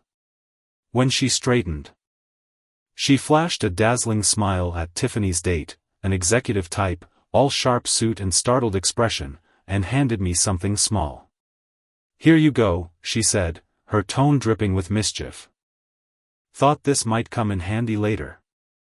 I glanced down at the tiny scrap of fabric in my palm, a delicate, daring memento, and couldn't help but grin. A keepsake, I said, tucking it into my pocket with a flourish. I nodded at Tiffany and her date, offering a polite, good night, and guided her out, my hand resting lightly on her waist. Tiffany's stare followed us. A silent weight I could feel even as we stepped into the cool night air. That weekend, Maggie wore me down, her energy, her laughter, the way she filled every corner of my world until she didn't. Sunday night came too fast, and she stood there, tears glistening in her eyes, giving me a goodbye that felt like a fracture. Then she was gone. I didn't see her again. Though her emails trickled in for a while, each one a faint echo of what we'd had. The next morning, my phone rang. Tiffany's voice crackled through, sharp and clipped. Was that necessary? She demanded. I sighed, rubbing my temple. No, it was her idea, my dates. She's got a mind of her own. A pause, then, did it bother you? Her reply was dry, edged with old wounds. We've been divorced for almost 2 years. I could have called you Saturday to hash it out, but I've already waded through that mess once. Anything else? Before I could answer, the line went dead. I stared at the phone, baffled. Why call if she wasn't going to talk? 5 weeks later, I flipped through the newspaper and froze. There it was, Tiffany's engagement announcement. Complete with a photo of her and the man from the restaurant. He was an executive vice president at some big-name restaurant chain, a polished figure with ambition practically radiating off him. They'd moved him to headquarters to spearhead a new line of Thai restaurants, a detail that clicked into place. Thai was Tiffany's favorite. 7 months after that, Vic Fleming sat behind his massive desk, a hulking piece of mahogany he'd hauled through every rung of his climb to success. It was his anchor, a symbol of his rise. And he leaned on it now as a woman stepped into his office. She was striking, professional in her tailored blazer, but her skirt, though modest, had a slit that flashed high when she turned to shut the door. Vic felt a rush of heat, his manners warring with his composure. Stand? Stay seated? He opted for the latter, hoping she wouldn't notice his hesitation. She smiled as she settled into the chair, crossing her legs with a grace that made him question his first impression. Mr.